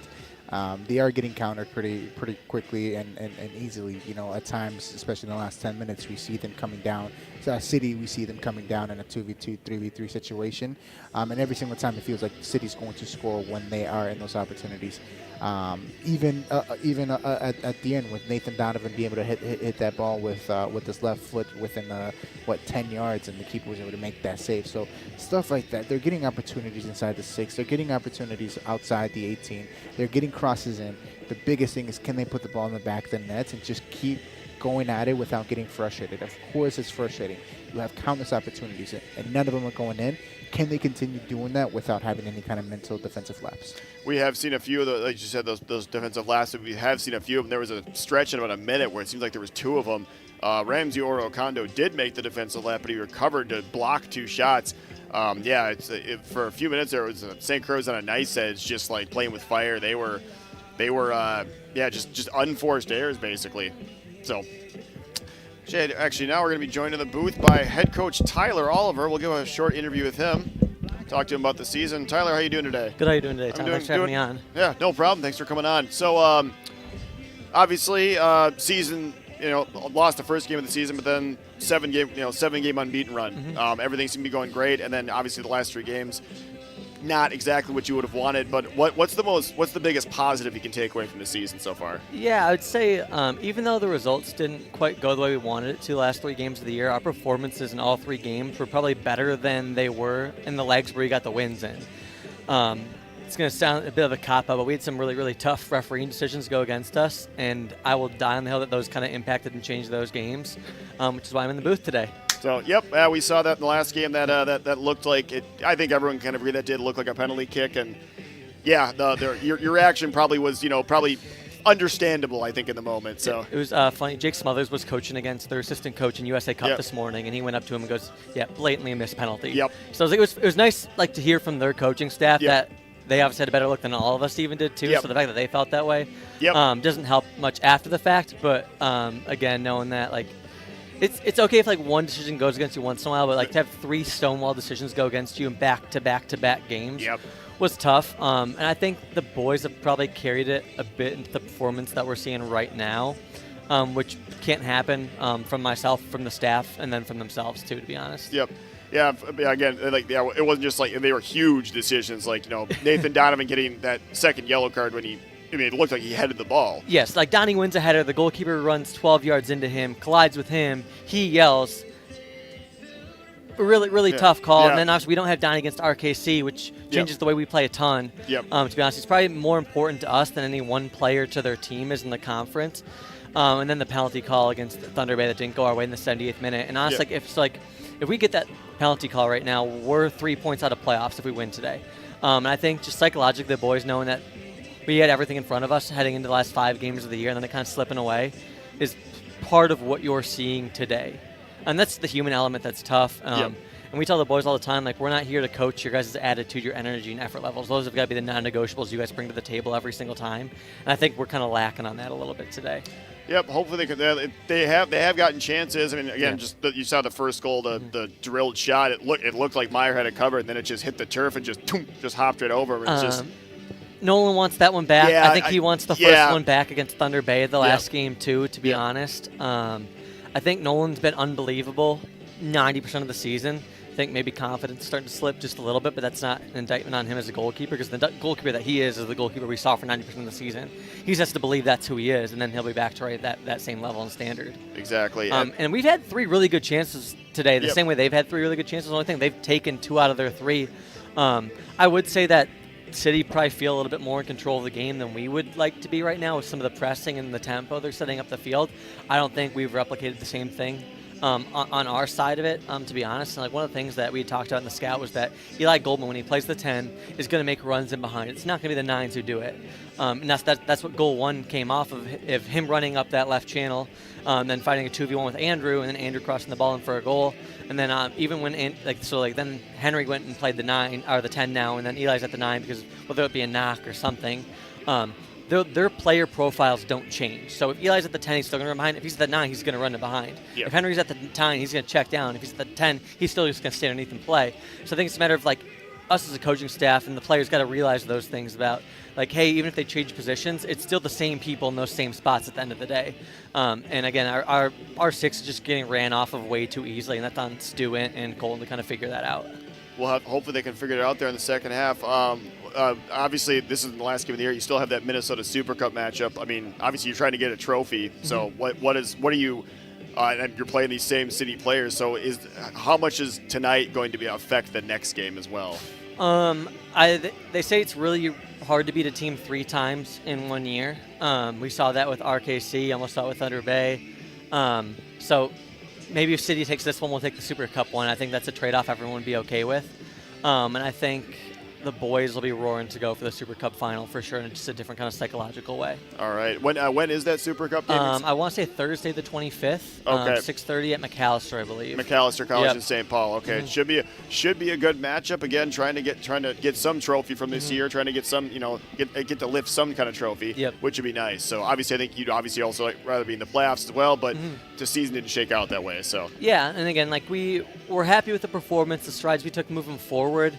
Like I think if you had offered us our point total and our record at the beginning of the year where we are right now, we would take it in a heartbeat. But because of starting the way we did, I think that's kind of has that disappointing feeling at the end. It's really hard from being a team that's printed in the bottom of the conference to go make a jump into the conference playoffs inside of 1 year. So there's a little bit of growing pains that like as much as we want to speed up the process as much as possible, there still is that process for a reason. Yeah. So that's still a great experience for the guys, even moving forward in the future. All right. Well, thank you for joining me for this interview. Thank you, Tom. Look, are you going to be back on the bench for the Super Cup? I will be back on the bench for the Super Cup final. Look forward to seeing you there, and hopefully they can come back, and best of luck in the Super Cup final. So, okay. That was head coach Tyler Oliver, not on the bench today due to a red card in the last game, but he was nice enough to join us in the booth for an interview. So Jake Smothers is the acting coach right now. Yeah, interesting, Adolfo, interesting introspective on the season that you get from the head coach. No, absolutely. Loved everything that he said. Loved his way of viewing things and the way he puts things into perspective, and I couldn't agree more with everything that he said. Yeah. So, yep. As you heard, I believe, as you said, it's Thursday the 25th. I believe. You can check. There's a Minnesota Super Cup website you can check if you want to find the exact date. But that will be at McAllister College in St. Paul. It's a beautiful stadium they have there. Once again, that Minnesota Super Cup final will be these same 2 teams, St. Croix Legends and Minneapolis City FC. And we're going to have the standings pulled up here in just a second. As you can see, Thunder Bay back on top. St. Croix Legends, after their blistering start, has now fallen to 4th place. They are just ahead of Minneapolis City. Judging by the point totals, those are where the teams are going to sit in terms of St. Croix, Minneapolis City. But St. Croix, still got the Minnesota Super Cup final. Obviously, like Coach Oliver said, when you start off the season that well and then you fall off, it can be a bit more frustrating than if it was kind of more even-keeled throughout the year. So, but that is where the Deep North USL 2 division standings sit right now. It is still 2-0 at half. Minneapolis City with that lead over St. Croix Legends, as both teams apparently are making their way back to the field. We'll be restarted here in just a minute. There'll be another hydration break sometime in the second half for both teams and the referees. Yeah, so hopefully St. Croix, they got to just keep working those chances and not get frustrated, don't get despondent, and should be able to find their way back in this game at some point. Yeah, it should be interesting. I think the next goal is going to be very important for both teams, staying in the game and just kind of pulling out away from the game from both perspectives. So looking forward to see for another 45 minutes of some good soccer tonight. Should be some good soccer. We'll have any substitutions that either team might make for you as we learn them. Only one substitution in that first half. Jared Hackdot started in the center of the defense for St. Croix. He had to leave in about the 30th minute, presumably due to picking up. He did miss the last game due to injury. probably a little re-aggravation of that injury. Ramsey Oro-Okondo ends up entering the game in the center of the defense. And we'll have to see what the team looks like for both sides. Goals in the 17th minute from Henry Tophoven, and in the 26th minute from Mizael Harris is the difference in this game so far.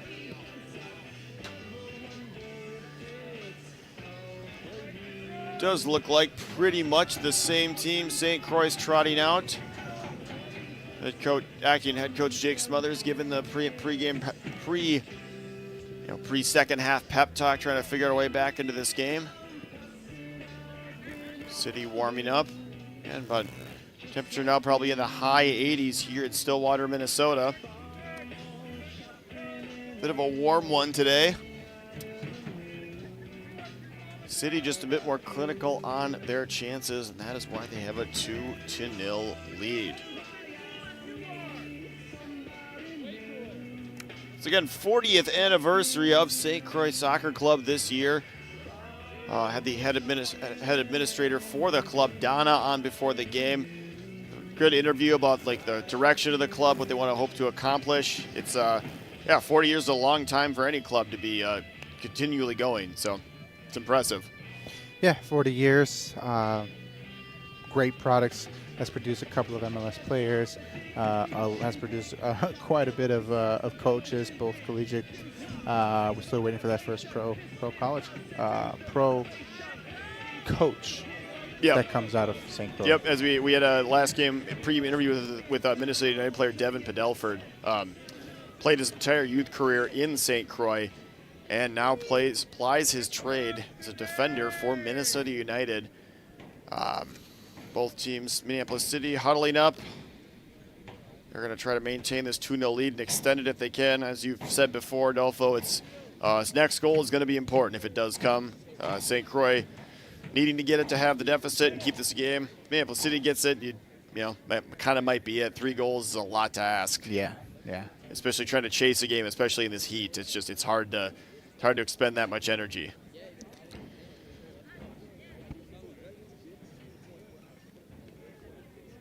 All right.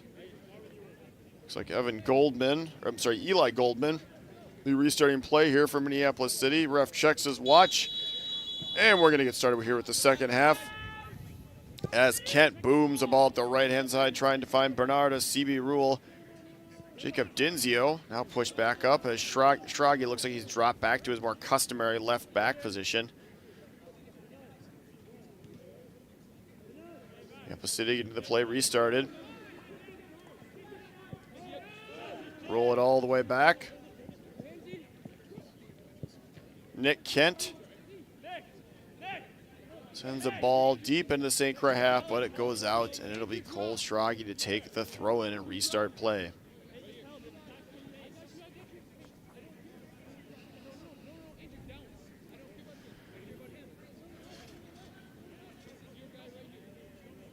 So Dinzio is going to be on the throw-in. Dinzio finding Nathan Donovan. Donovan trying to find his way around, but he can. Eli Goldman now controlling. Dinzio steps into it. Ball clambers off of Goldman, and now Dinzio will restart play with a throw-in. Nathan Donovan, header up by Bechtel. Contestable, trying to hit it with the outside of his left foot. Over to Bechtel, couldn't quite do it as Okondo will head back up the field. A CB Rule finds Goldman in the middle. Goldman driving. He looks out wide, finds Skozinski. Skozinski sends a cross into the box. It's a bit too deep, and it'll go out for a goal kick for St. Croix.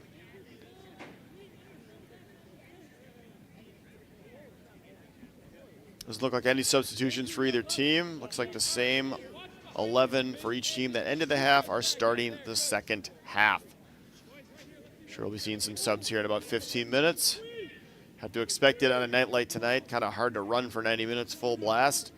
Donovan flicks it on, trying to find Bechtel. Teesfeld defending. Ball flicked on. Oh, there is a substitution. Looks like number 7, Stevie Lamar, has entered the game. Does look like the goal scorer, Henry Tophoven, has left the game for for Minneapolis City, and Stevie Lamar has taken his place at the top with Mizell Harris. Minneapolis City controlling in their own half. Big booming ball played up. So the linesman flags up for offsides. They have played advantage, and St. Croix will try to restart the attack. Bechtel playing a big ball, trying to find Teesfeld. Misplay. Teesfeld with a left-footed drive, and an excellent save by Siefkin keeps this game 2-0. Teesfeld read that play absolutely perfectly. Back heel trying to find Bechtel. Shielded out by number 22, Joey Towen, and that'll be a goal kick. Teesfeld, excellent just heads-up play there. Read exactly what the defender was going to do. He nearly pounced that mistake, got a good shot off, but as we've seen so far in this game, finish just wasn't quite there. Siefkin easily able to save that one. The biggest thing is right there is the IQ of applying pressure from the backside of the defender, and just putting pressure on him will make him feel maybe a little bit nervous to make sure that his touch is perfectly, to make sure his decision is perfect.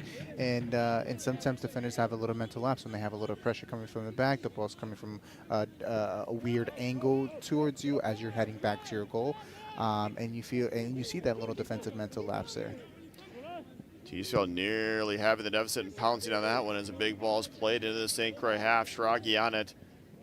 He just shields it out, and it'll be a throw-in for Dinzio.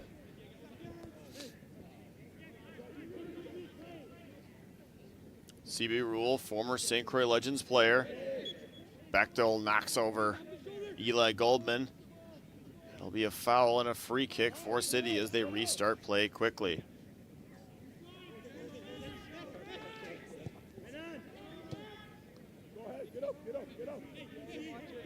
City in their own half.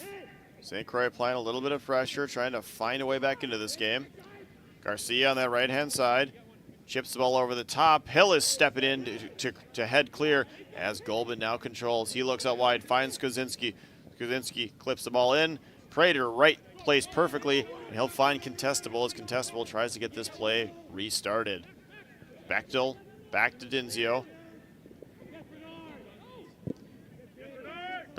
Dinzio knocked over by a CB Rule, no foul called. Dinzio wins the ball back. Bechtel to Dinzio. Dinzio's left foot, trying to find Nathan Donovan. Donovan defended well. City will retain possession.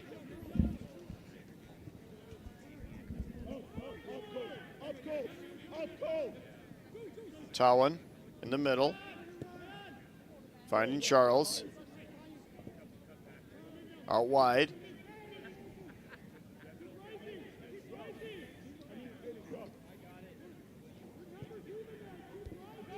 Now Charles in the middle.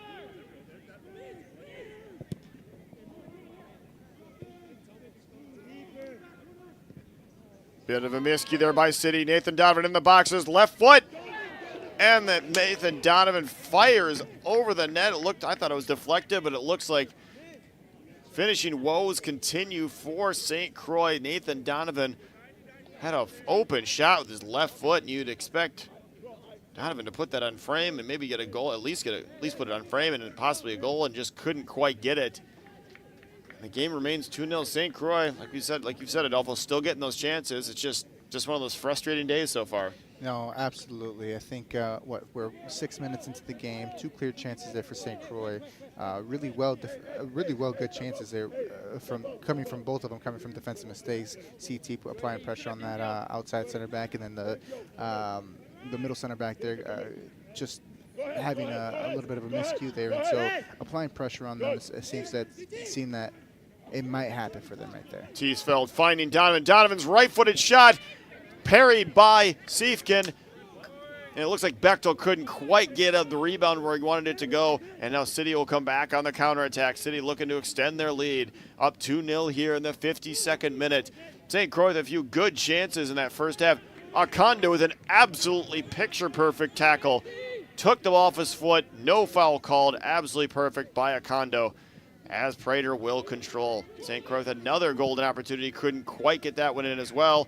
Ball wide to Hillis. Hillis couldn't quite keep it in. It'll be a throw-in for Minneapolis City. The momentum's there for St. Croix, and City is just trying to weather the storm a little bit to try to get the momentum to change a little bit here. I'll have to see. It looks like there may be a sub actually here in the 53rd. Oh, no, not a sub. Never mind. Skaczynski looks like Skaczynski just switched sides with Garcia for this throw-in. Looks like for a split second there was a sub there, but City has only made the one sub so far. They'll control in their own half.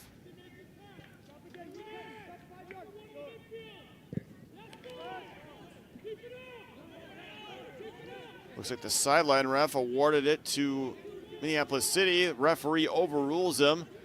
Gives it to St. Croix as they'll restart play. Stu Sane finding Bechtel, his pass. Only finding Towen. Lamar controlling, defended by Dinzio. Foul called on Dinzio. Testable does a somersault. Not sure exactly what caused that, but it'll be a play restarted as Eli Goldman charges into the St. Croix half. Going to extend this lead. A 4v3. Ball flicked in the middle. Excellent shield there by Aiden Hillis. Shielded his man at the ball, allowing Nolan Meyer to come grab the ball. And now St. Croix in their own half. Boys, we should still be paired up in the middle. Stu Sane rolling it across to Cole Stragi.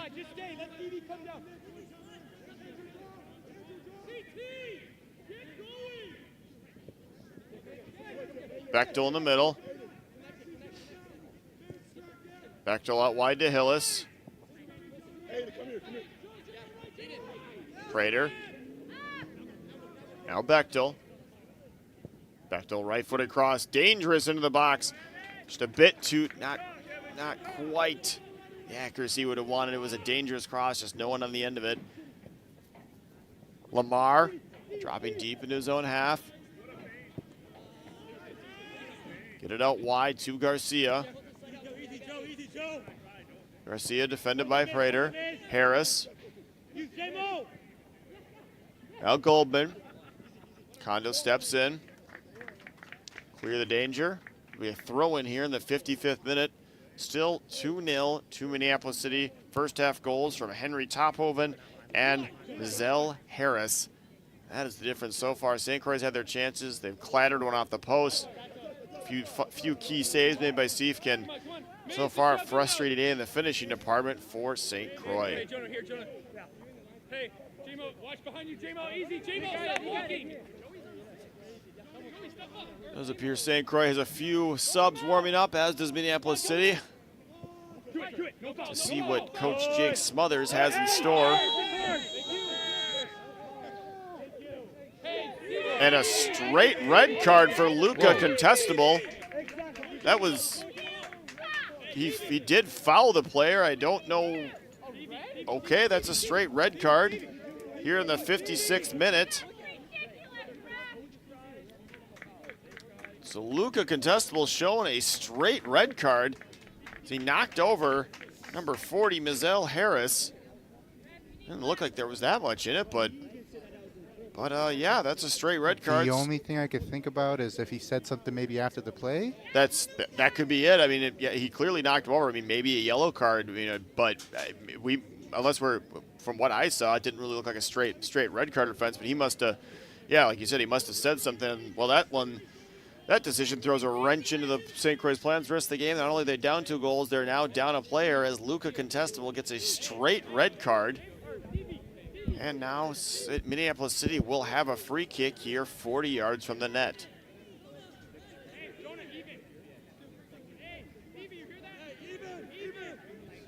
See what Coach Jake Smothers can do here to kind of alter the formation of the team. It's just lost one of your center midfielders as Garcia crosses the ball in. Nathan Donovan dropping deep to clear it. Yeah, I mean, red card has been issued to St. Croix number 6. The saga of refereeing going St. Croix, going against St. Croix continues tonight. And they haven't been like, it's not Nathan Donovan controlling. Nathan Donovan defended by Kent. Nathan Donovan trying to find his way around Kent. Nathan Donovan Great 1v1 defending there. Good 1v1 defending there by number 24, Nick Kent. He played it perfectly, just holding Donovan up long enough, waiting for some help, and he got it from Max Kent. And the game remains 2-0. Like, yeah, it's not like the refereeing today, it's been pretty even. No real curious decisions. And like we said, like the last 3 games, there's just been one absolutely massive one that is just, I mean, it was just that alters the game. It's like a straight red card. It's just like, okay, now you're down to 10 guys and you're down by 2 goals.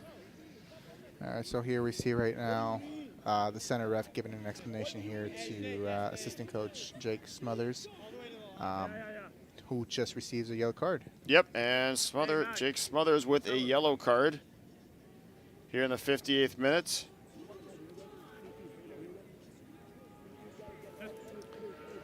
Play short. How about that play big? Yellow card caution has been issued. It does look like there's at least a couple more assistant coaches on the bench, so if Jake does receive another yellow card, at least they'll be able to continue. Minneapolis City controls on the right-hand side. Dinzio with the ball. Dinzio finds Bechtel to Teesfeld. His pass, miss hit, now controlled by City.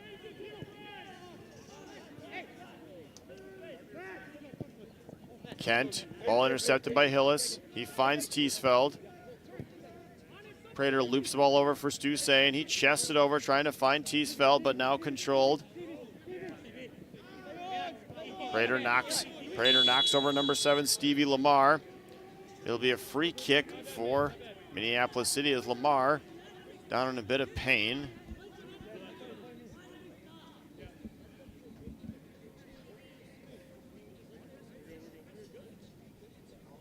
We have a replay here. Does look like, yep, Prater just knocks him over, no card given. And Minneapolis City will restart the play. Got a bit confused there as I thought I heard Coach Tyler Oliver yelling. And it confused me because I'm like, well, he's not coaching. Then I just remembered, oh yes, his identical twin brother is coaching the other team. And they do sound identical. So. Dinzio controlling this left-hand side. Dinzio finding Prater. Prater out wide. Finding the captain, Stu Sain. Sain with a dangerous ball played across. Kozinski intercepts. Kozinski charging right at Kondo. He flares it out wide to Lamar. Lamar with a right-footed curling shot. Sails wider than of a sprawling Nolan Meyer. And in the 60th minute, it'll remain 2-0. Advantage to Minneapolis City.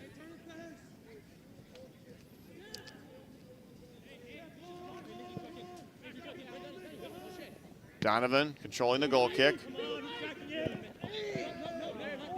Same playing it out wide. Ball sails out of bounds, but he was knocked over.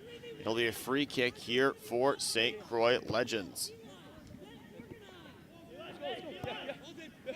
Hillis. Now Sain. Sain, big ball trying to find Donovan. A mishit ball. Siefkin managing to get to it right before Nathan Donovan would put a head on it and made this a 2-1 game. I almost feel like Donovan there hesitated going on that challenge.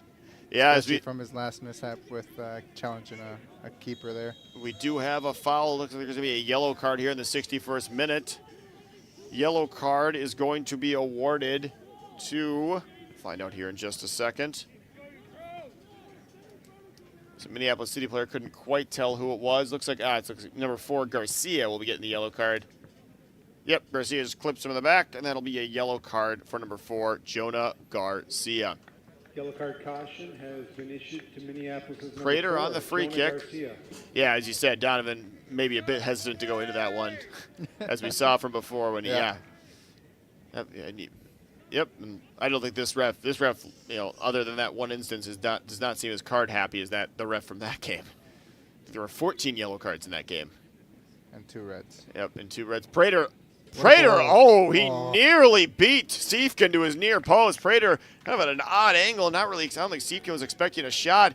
Prater nearly curled it into that upper near corner to him. Ball hit the side netting, just the outside of it. Prater nearly having the deficit. St. Croix, despite being down to 10 men, still getting chances. Does look like Carter Teesfeld's going to exit the game. Teesfeld will exit the game here in the 63rd minute. Looks like Will the Kid. Looks like Will Kidd will be entering the game. St. Thomas product from St. Paul, Minnesota. And a city legend. For St. Croix, checking in number 11. Minneapolis City legend? Yeah. Oh, you used to play for them as well? Yeah, played for them for a couple years before St. Croix became USL 2 back in the MPSL days, and they're in their startup days. Will Kidd was there. He has some kind of record with them. I can't remember if it was goals or assists or something like that. He has some kind of record out with them. Oh, interesting. Did not know that. Well, yeah. Then he moved. Life happened, and then when he came back, he moved here not too far away from Stillwater, and just coming out here, helping out with the UPSL team and getting some minutes with the USL. All right. Will Kidd now entering the game here. Schrage steps in to intercept. Game has a bit more flavor to it now. Players knocking, a few more bodies falling down the field. Oh, an excellent back heel there by Lamar. He nearly found Goldman as Meyer will just flare it out wide to Dinzio. St. Croix still giving a good account of themselves despite being down to 10 men after a 56-minute red card to Luca contestable as Hillis flicks it on. Kidd's a step too slow there. And it'll be a throw-in here for Minneapolis City. 64th minute, still 2-0 at Minneapolis City. St. Croix now without their chances despite being down to 10 men.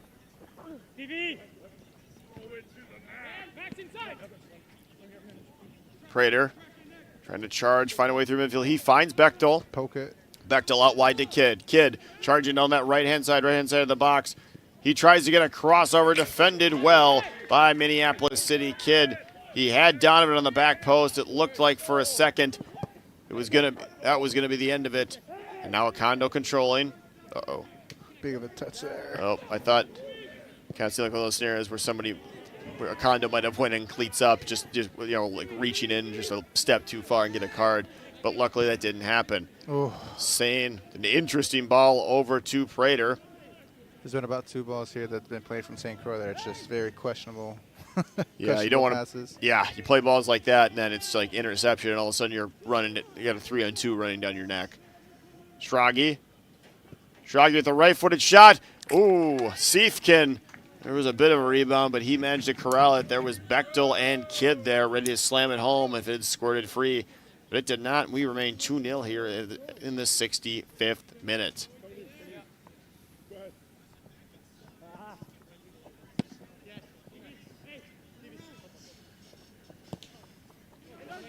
Kondo sliding over. Clips it off of Skozinski. And he'll restart play via the throw-in. 25 minutes left and 25 minutes left before added time. St. Croix down to 10 men and down 2 goals, trying to find their way back into this game. Schrage heads up. Saying clips it out wide to Dinzio. It's a bit too far, and it'll be a throw-in for Minneapolis City. So it looks like Minneapolis City is going to have a couple of substitutions here. Looks like Bernard as CB Rule is going to exit. And it looks like number 8, Jamison Charles, will exit. So number 21, Lionel Vang, will enter the game. And number 27, Scotty Heinen, will also enter the game. Does not look St. Croix. Other than Teesfeld and Heck, they still have basically the same team. I believe that Coach Jake Smothers is going to have a couple more substitutions up his sleeve here in the second half. Get some fresh legs out there. Schrage misplays. Kondo sends one skyward. Kidd managing to win it. Kidd still battling. Ball cleared out by City. Be a throw-in for St. Croix.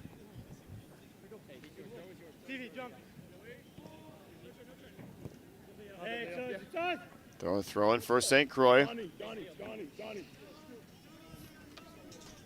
Come down, kid. Hillis to restart play. Headed back by Nathan Donovan. Acondo charging in to get that header. Kidd still pressuring. Overhead kick by Kent. Ooh, that's a card. Vang looks like with a dangerous tackle there. Looked like his studs may have been up. No foul called. Him and Schragi going for the ball. Lang was just a bit late. Looked like kind of a dangerous tackle. No foul called by the referee, and play will continue. Kidd sends a ball across the box. Donovan with a bullet! And Garcia can just head it out for a corner kick. Donovan flicked it up to himself, fired an absolute bullet, but Evan Siefkin was perfectly placed to thwart the danger. Donovan, again, it's just been that kind of day for St. Croix. They get chances, they're working into the box, and they just can't get that last touch. Correct. Yeah, the keeper's been making pretty good saves today as well as far as the post. Siefkin collects Prater's corner kick easily. Yep, the post has not been their friend. Siefkin's played excellent so far. He's been a couple of keys. He's been perfectly placed in a couple of shots, and game remains 2-0 for that reason.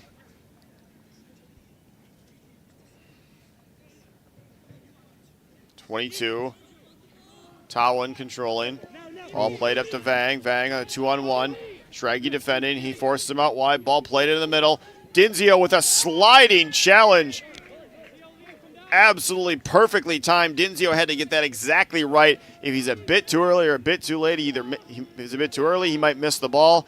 And it would have been Stevie Lamar in Angola alone. He's a bit too late. He clatters into Lamar, and you have to believe a foul in the box there. It would probably be a red card and a penalty kick. Donovan controls. Donovan spins away from Kent. Going down that right-hand side. Donovan clears it out. Looks like Lamar is still down. Referee's going to have a break. Dinzio with an audacious slide tackle there in the box. He saw it coming a mile away, but it was a last-ditch effort. Lamar looked like he was about to pull the trigger and give Minneapolis City that 3-0 lead they've been striving for. Trainer enters the field. Hopefully Stevie Lamar's okay. Lamar just got absolutely cleaned out, but no foul called.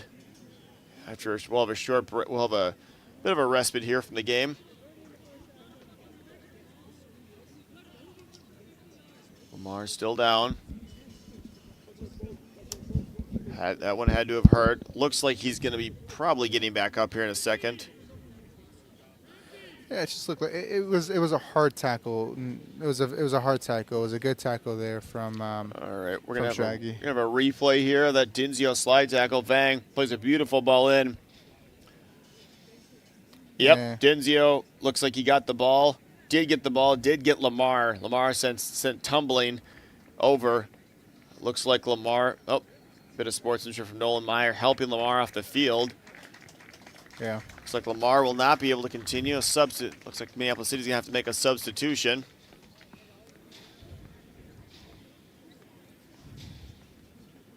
A hasty substitution as Lamar took a bruising challenge from Dinzio. Dinzio last-ditch effort there, prevented the goal. Have to see who enters the game for Stevie Lamar.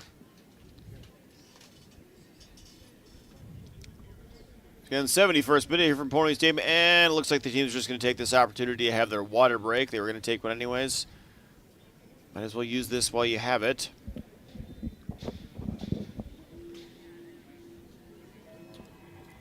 '71st minute here from Pony Stadium. Still 2-0 to Minneapolis City. First half goals from Henry Tophoven in the 17th minute, and for Mizell Harris in the 26th minute. Luca contestable with a straight red card in the 56th minute. So Minneapolis City, in addition to being up 2-0, they're also up 11 players to 10.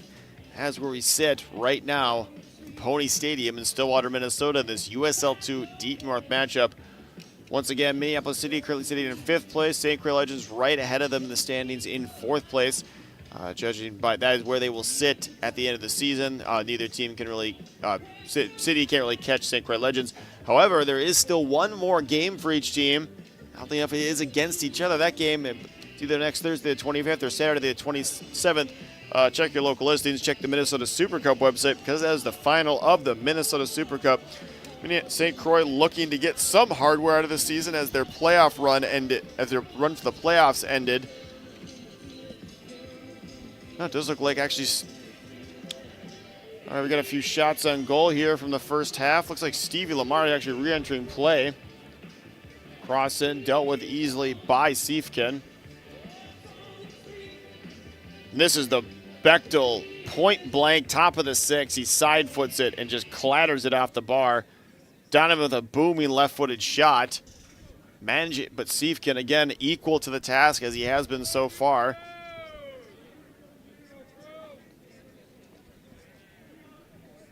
Does look like Stevie Lamar. Looked like he limped. He couldn't even get out the field under his own power. He did take a hard tackle from Dinzio, but it looks like luckily it looks like he's going to be able to continue here for Minneapolis City.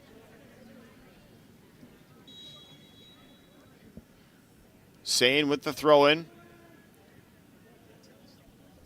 Looks like number 3, Max Kent, rises to head it, but he heads it out, and that'll be the 5th corner kick of the game for St. Croix Legends. Dinzio trotting over to take it with that left foot of his.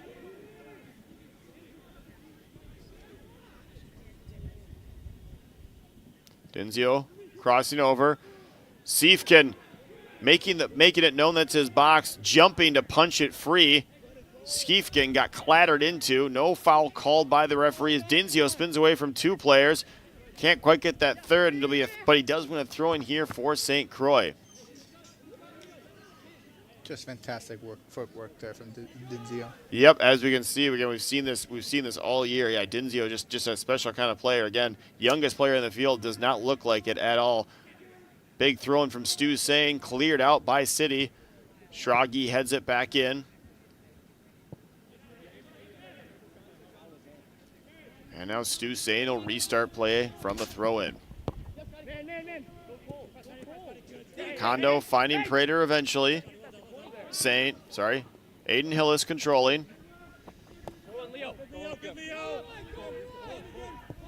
Hillis rolling it all the way back to Meyer. 75th minute here. Still 2-0 to Minneapolis City. Ball judged to have gone off of number 21, Lionel Vang. It'll be a throw-in here for St. Croix. Sane finding a Kondo.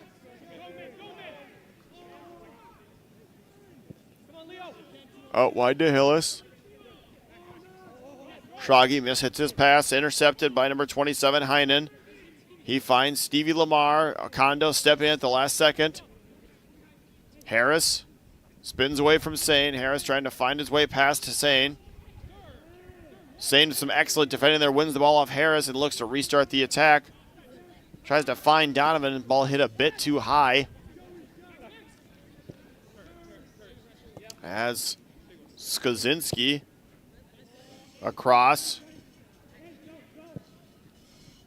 Ball played in the air. Schragi and Lamar rising to head it. Lamar with a right-footed drive, but right at Nolan Meyer. He collects easily. And he'll put the ball back into play for St. Croix, still 2-0. Does look like Asher Azuzu is going to be coming into the game. I need a bit of fresh legs here. It has been a hot day, and they're down to 10 men. So St. Croix trying to find a bit of a spark, work their way back in this game, maybe get a point out of it. Ball played down the left wing to Eli Goldman. Ball goes off of number 11, Will Kidd, and that'll be the 6th corner kick of the game for Minneapolis City. I don't know if it's kind of, St. Croix, despite been down a player for the last 20 minutes, it doesn't really seem like they're been down a player. They've still been getting chances, not really giving up too many. Yeah, it almost seems like levels, maybe fatigue is kind of kicking in with them right now. Fresh legs. I think they're coming down with another substitute right now in the 76th, 77th minute year. That's kind of what they need. Playing in this heat on the turf specifically, and then having a man down, you're putting a lot of mileage on these legs tonight. And so getting some young, fresh legs out there, and whether they're playing to try to establish a goal or try to get a point, I think the important thing here is to get these younger players some experience, and to know that, hey, in about a week and a half, 2 weeks, we'll see them again for a 3rd game this year. All right. Dinzio controlling Vang's corner was corralled easily by Meyer. Dinzio spinning away from one defender. Dinzio driving into the Minneapolis City half. Plays the ball at the wing to Schrage. Schrage defended by Garcia. Schrage trying to send a low left-footed cross. The ball deflects back to him. Schrage clips one to the back post. And Skozinski, the only thing he's able to do there is flick it out for a 6th corner kick of the game for St. Croix Legends. Yeah, he had a St. Croix player in front of him, a St. Croix player behind him. I mean, even if he wanted to put that ball down or try to control it, he would get collapsed really quickly. Probably the most prudent option there was the one he chose. Looks like number 9, Asher Ozuzu. And Liam Morea will be entering the game here for St. Croix. Looks like Stu Sane has left the field, and I believe that's probably Shea Bechtel. Kondo flashes a header, and it goes just wide. Kondo trying to skim that one off the top of his head into the side panel. Wasn't quite able to do it, and it remains 2-0 here. Once again, 70th minute, Asher Azuzu comes on for Shea Bechtel. Liam Morea comes on for number 12, Stu Sane.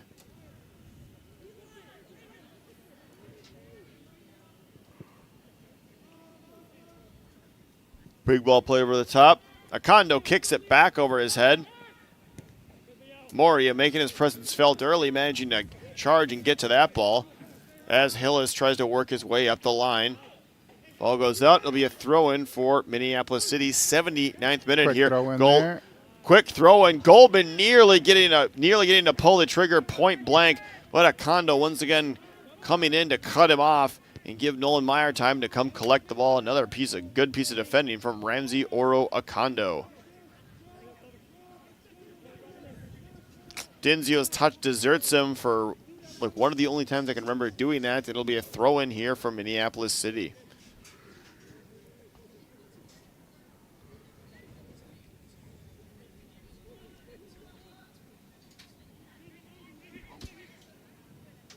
Lamar managed to flick it by Schrage, but he was offsides before he received the ball. Probably was fouled there by Schrage. I'm sure there would have been a call there, but...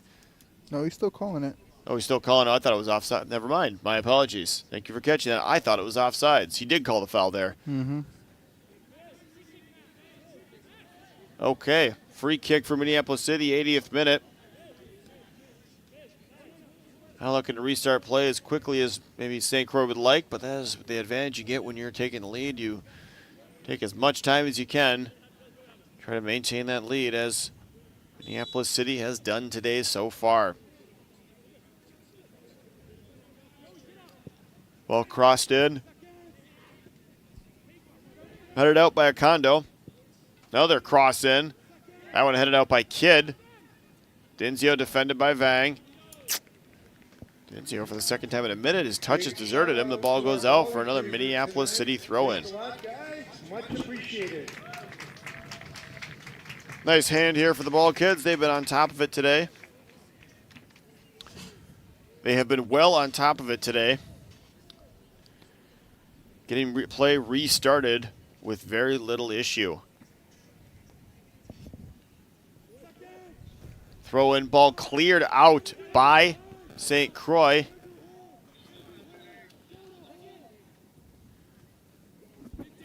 Prater fouled in the middle. And it will be a St. Croix free kick as Akondo just blasts one up, trying to find Donovan. Donovan trying to get a flick on. He does get a flick on. Azuzu charging after it. Azuzu managing to beat his man to the ball. And I believe he may have just won his team a corner. Some great hustle there from Asher Azuzu. Looked like number 24, Nick Kent, had the angle on him. Kent been playing for 82 minutes already, maybe a bit tired. Azuzu beating him the ball, getting it deflected off him. And now Colton Prater will step over to take the 7th corner kick of the game for St. Croix. Yeah, well done there from Asher. You know, fresh legs, just driving through anything, trying to hustle and just being scrappy. Prater's corner cleared out. Schrage trying a speculative effort from about 25 yards out off the half volley. Sends it well high of the net. And in the 82nd minute, it will remain 2-0.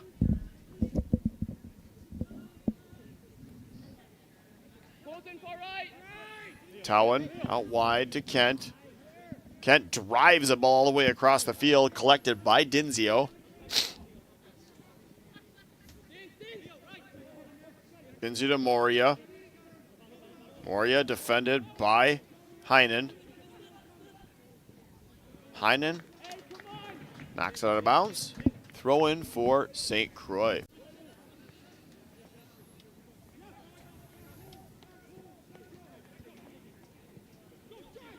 Zuzu loses the ball. Offsides. Lamar finding Goldman, but Goldman was probably a step off sides. He nearly had it timed perfectly. He had been running in all alone on Nolan Meyer. You have to believe somebody of Goldman's quality, that's probably good chance he's gonna finish that one and really ice this game. St. Croix still still not out of this yet. Still have a bit of time left. St. Croix still got a bit of time left. So they are down a man. Kondo sending one deep. Donovan trying to head it, get a flick on. He can't quite get it. Handball. Ball superior to go off to Stevie Lamar's hand. No call given.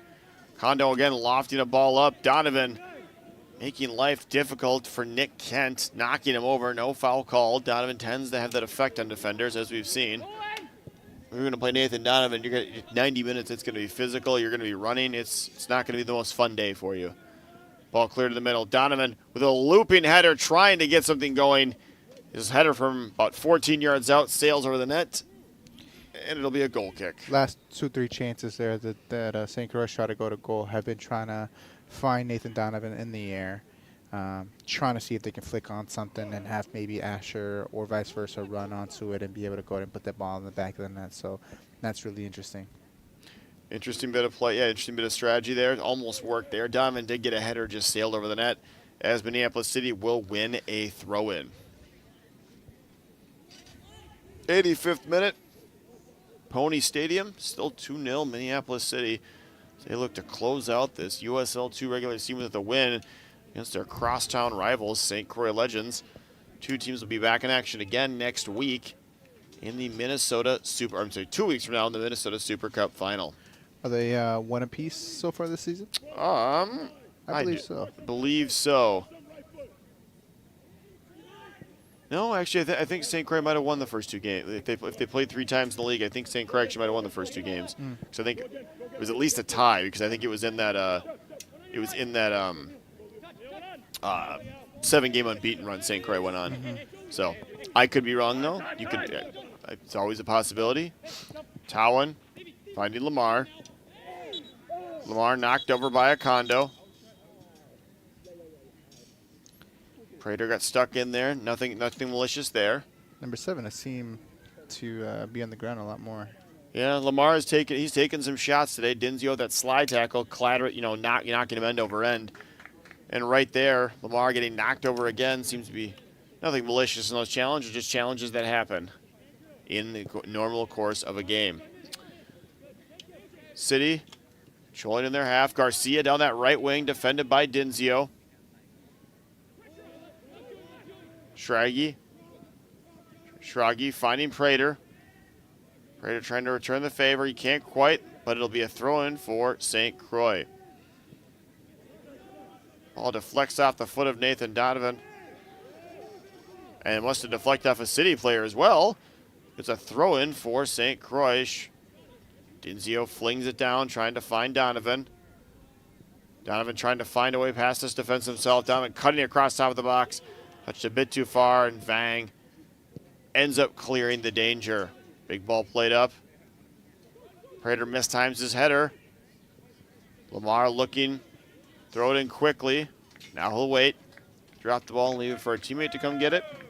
Yeah, I think the biggest thing right now is St. Croix trying to go ahead and keep the tempo as high as they can, while City right now is just trying to eat up some time, slow it down a little bit, kind of relax.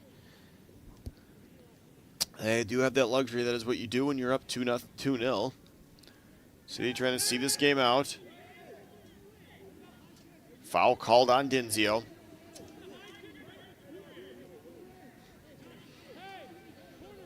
Coach Jake Smothers making his displeasure known to the referee about that call. So far only a yellow card for him.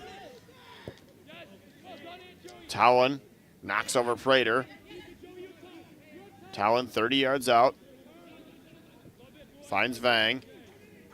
Bang out wide to Garcia. Garcia with a dangerous cross into the middle. Aiden Hillis plays perfectly. But Skozinski with the right-footed shot. Kidd leaping to block that shot. Excellent bit of defending there from number 11, Will Kidd. Looks like we're going to have a substitution for Minneapolis City. Looks like number 4, Jonah Garcia, is going to exit the game. We'll have that substitution here in just a second once we find out who it is. Looks like number 50, Sam Kading, will be entering the game here in the 88th minute. Substitution on for City. Checking in number 50, Sam Keating.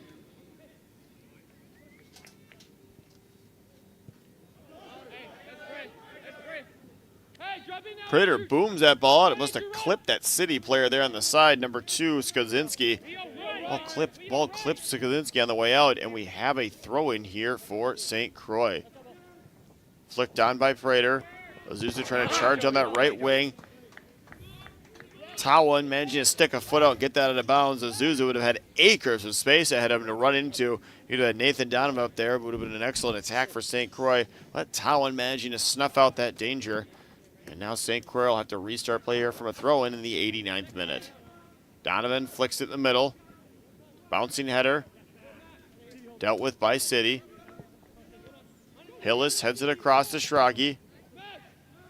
Lofts one into the City half. Kondo on that right-hand side.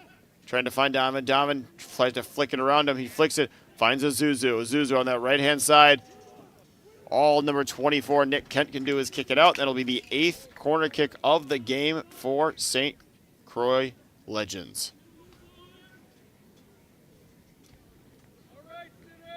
Denzio coming over to take it. Left-footed in-swinger.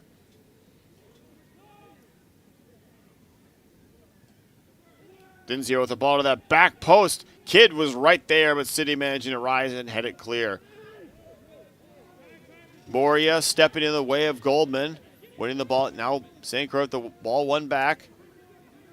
Prater on the left-hand side. Trying to find Azuzu. Kading steps in to intercept. Goldman on that right-hand side. He'll send a big booming ball over to Skozinski. Skozinski with too big of a touch. Schrage trying to find Donovan or Denzio up top, unable to. And now City will control. We're in the 90th minute here from Pony Stadium. Still 2-0 to Minneapolis City. Prater rolls it back to Kondo. Trying to find Donovan. Ozuzu controlling now. We have a foul called on Minneapolis City. We have a free kick for St. Croix. We are now in injury time in the second half. A couple more substitutions coming on for City. Looks like number 23, Eli Goldman, will be exiting the game, and number 40, Mazel Harris, will be exiting the game for Minneapolis City. Mazel Harris, 26-minute goal, made this a 2-0 game. He'll be exiting the field. Ramsey Orokondo will be taking this free kick once play resumes. For City, checking in, number 54, Jordan Ross. Also checking in, number 28, Daniel Lansbury. And it looks like Minneapolis City has emptied their entire bench. Daniel Lansbury and Jordan Ross entering the game for the departed Goldman and Harris. Siefkin collects that big ball by Okondo. And now City will try just to see this game out, as minimal fuss as possible. Skozinski finds Lamar. Lamar, very obviously offsides. Play will restart.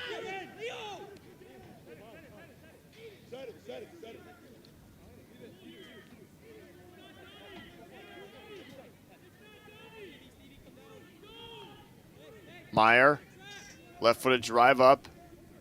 Donovan flicks it on. Nobody can get to the back of that, get to the end of that one. Moria out wide to Denzio. Denzio weaving through one defender. That's a PK? No? No PK called. Looks like Denzio got... Ooh, took out his legs there.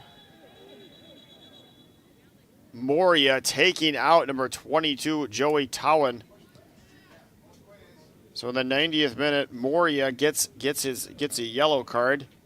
Second yellow card of the game for St. Croix Legends. includes 2 assistant coach Jake Smallers. Once again, Luca Contestable with a straight red card in the 56th minute. Changed the nature of this game, though St. Croix has had a good run of play since then. Have kept it pretty even, just can't quite find a way past Evan Siefkin. Just a little bit frustration there probably from Liam. Let's see if they can make something happen here. Liam trying to find his way over the top to Donovan. Moria charging into it. Oh. And his feet, just the coordination just deserted him for a split second. Couldn't quite get the shot of the cross off. It deflects off his foot and goes out for a goal kick. Deep into stoppage time here in the second half. Still 2-0 Minneapolis City.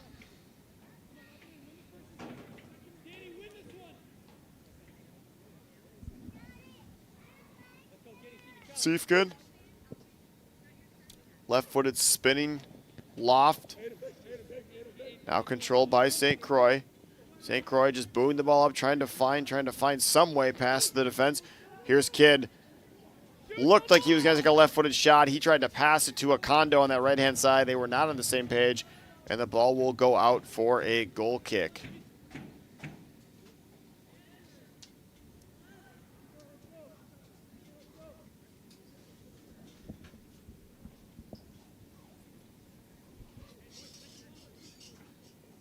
Siefkin. A left-footed drive. Kondo rising to head it. Donovan heads back to Kidd. Handball probably on St. Croix, but advantage is played. Big ball played in. Meyer let it come into his box. He'll collect with his hands and restart play, finding Cole Schrage. Cole, the driven left-footed cross, trying to find Kidd. St. Croix in desperation, oh no, trying to find any way back into this game, just booming the ball. Not much else they can do at the moment. Some good defending by Aiden Hillis there. It will be a Minneapolis City throw-in.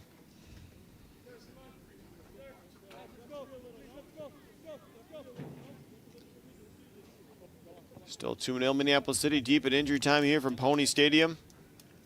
Final USL 2 Deep North matchup for each team this season.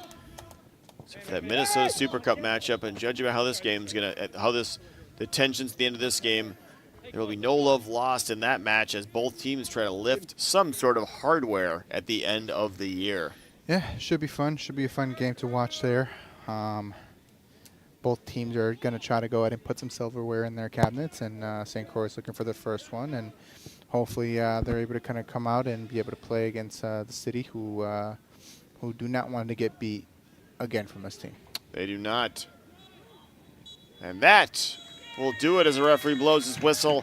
Final score here from Pony Stadium in Stillwater, Minnesota. Minneapolis City 2, St. Croix Legends 0. That will do it for the regular season for St. Croix. They're going to finish in 4th place. Minneapolis City will finish in 5th place. There's the Super Cup matchup still, but Evan Siefkin, probably the player of the game for Minneapolis City. Several key saves. Some point-blank opportunities. He was perfectly placed for every single one of them. And he kept a clean sheet as he frustrated St. Croix Legends for the entirety of the game. Yeah, you know, missed opportunities, missed chances, missed opportunities to be able to just put the ball in the back of the net, whereas the City boys were able to go ahead and put the ball in the back of the net. Just take their chances. Yep, that's pretty much the story of the game. Pretty even despite that second half red card. Straight red card for Luca Contestable, putting St. Croix down to 10 men. They still kept themselves in the game. Worked a few chances, just couldn't quite finish them. Well, that's just sometimes how the game works. Okay, well, that'll do it here. This has been Tom Fitzer with Adolfo Gonzalez from Pony Stadium. Adolfo, has enjoyed doing this with you this year? Absolutely, Tom. Thank you so much for this great experience. It's a great experience. I enjoyed every second of it. So that'll do it. We'll have our Man of the Match interview here after the break.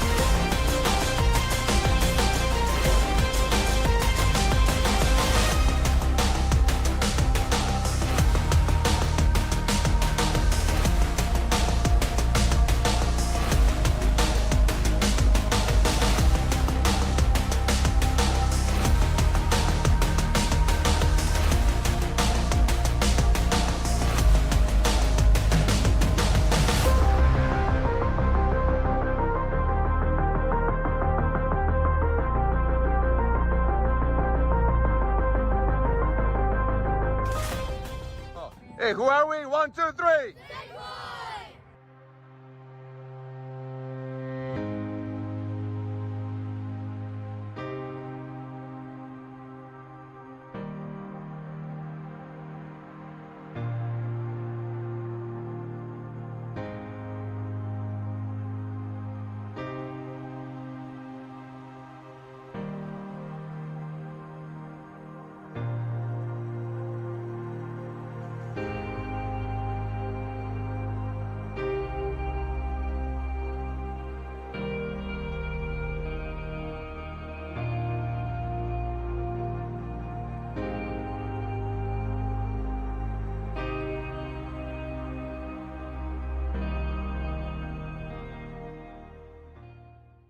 Went to nationals last year? Yes, I was. We went to North Carolina last year. It was great. How was that experience? It was good. Lots of coaches on the sidelines, which you like to see. The school I committed to actually saw me play there, and that's how I was able to commit there eventually to Drake. So it was a really good experience for that. And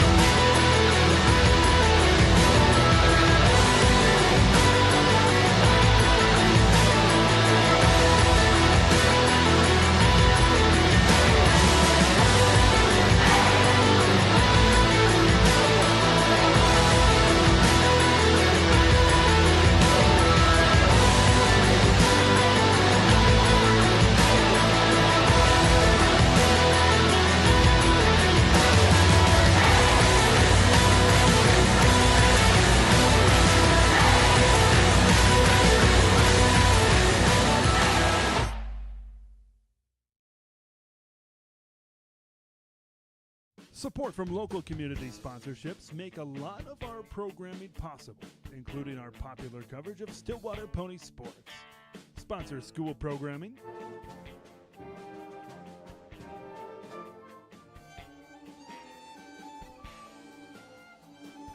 as well as community events. Support local community organizations and their events by sponsoring our coverage or donating at our website, vactv.org. Preserve those local events that last a lifetime. Visit the VAC TV store on your computer or mobile device to purchase school programs and community events. DVD, Blu-ray, and digital downloads are available. Make it easy and search for your program that you wish to purchase. Buying is convenient with multiple options at your disposal while checking out. Visit vactv.org/store today. Community Ed serves a great purpose in our community and helps keep families connected. Community education has something for everyone. I really love watching the kids improve.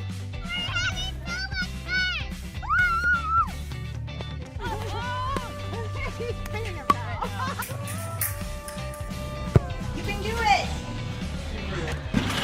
Nice job! Come and see us at Community Ed for a good time for kids and families.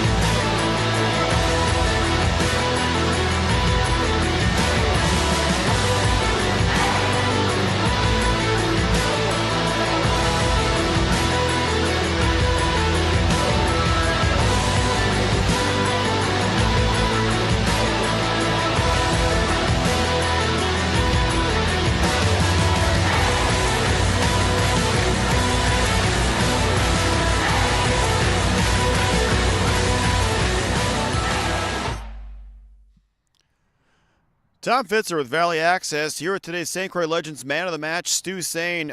Stu, obviously game didn't turn out like you obviously you hoped it would have. What's one positive you can take away as a team from this game? Yeah, I think we generated a lot of chances. Time after time, we had great chances all game. Generating them is half the battle, and then we just couldn't finish today. But I think we'll bounce back pretty quick for next game. Yeah, but the next game will be that Super Cup matchup against the same Minneapolis City. I'm assuming a game got a bit intense there at the end, I think. Do you think that's going to carry over into the Super Cup final? A lot of us are friends, but on the field it's going to be a battle. Things boil over. It was a tough game. So, yeah, I think we're going to come out fighting just like they did. I think it'll be a fun way to end the year, though. All right, good. And then overall, the season, obviously to start, you had that streak of like 7 unbeaten, and then the last few games didn't go the way you wanted them to. What's the biggest positive you can take away from the season as a team? Yeah, we're a new program. This is our 3rd year, and we just keep getting better and better every single year. We've been moving up the table. And, yeah, when we have our full team here, I think we're the best team in the division. We've proved it time after time. Just with summer soccer, so many guys are traveling, going to pro combines, and then just some red cards at the end of the year really kind of threw us off our game, I think. And then I've informed that you're going to start getting into coaching next year. Is that correct? Yeah, correct. Got one more semester at Milwaukee, and then I think I'm going to get into some college coaching and some club coaching, hopefully. So no player coaching, just straight coaching?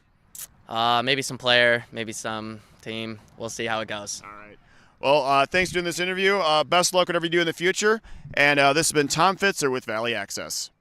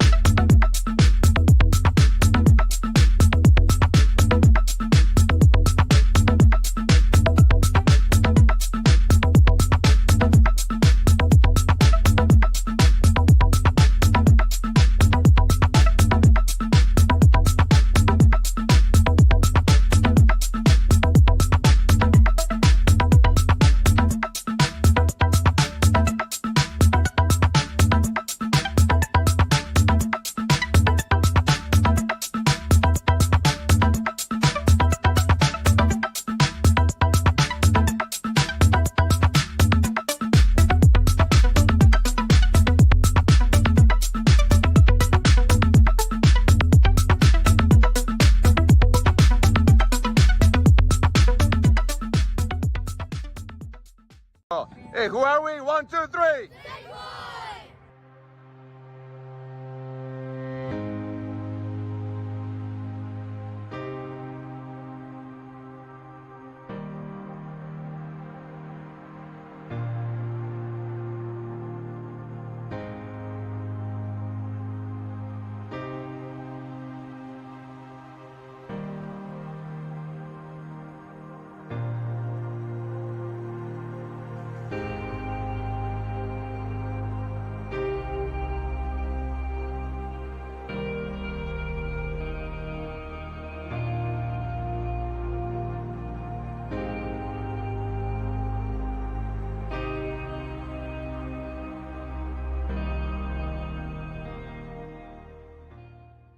Went to nationals last year? Yes, I was. We went to North Carolina last year. It was great. How was that experience? It was good. Lots of coaches on the sidelines, which you like to see.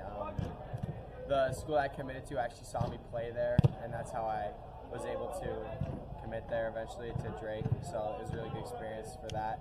And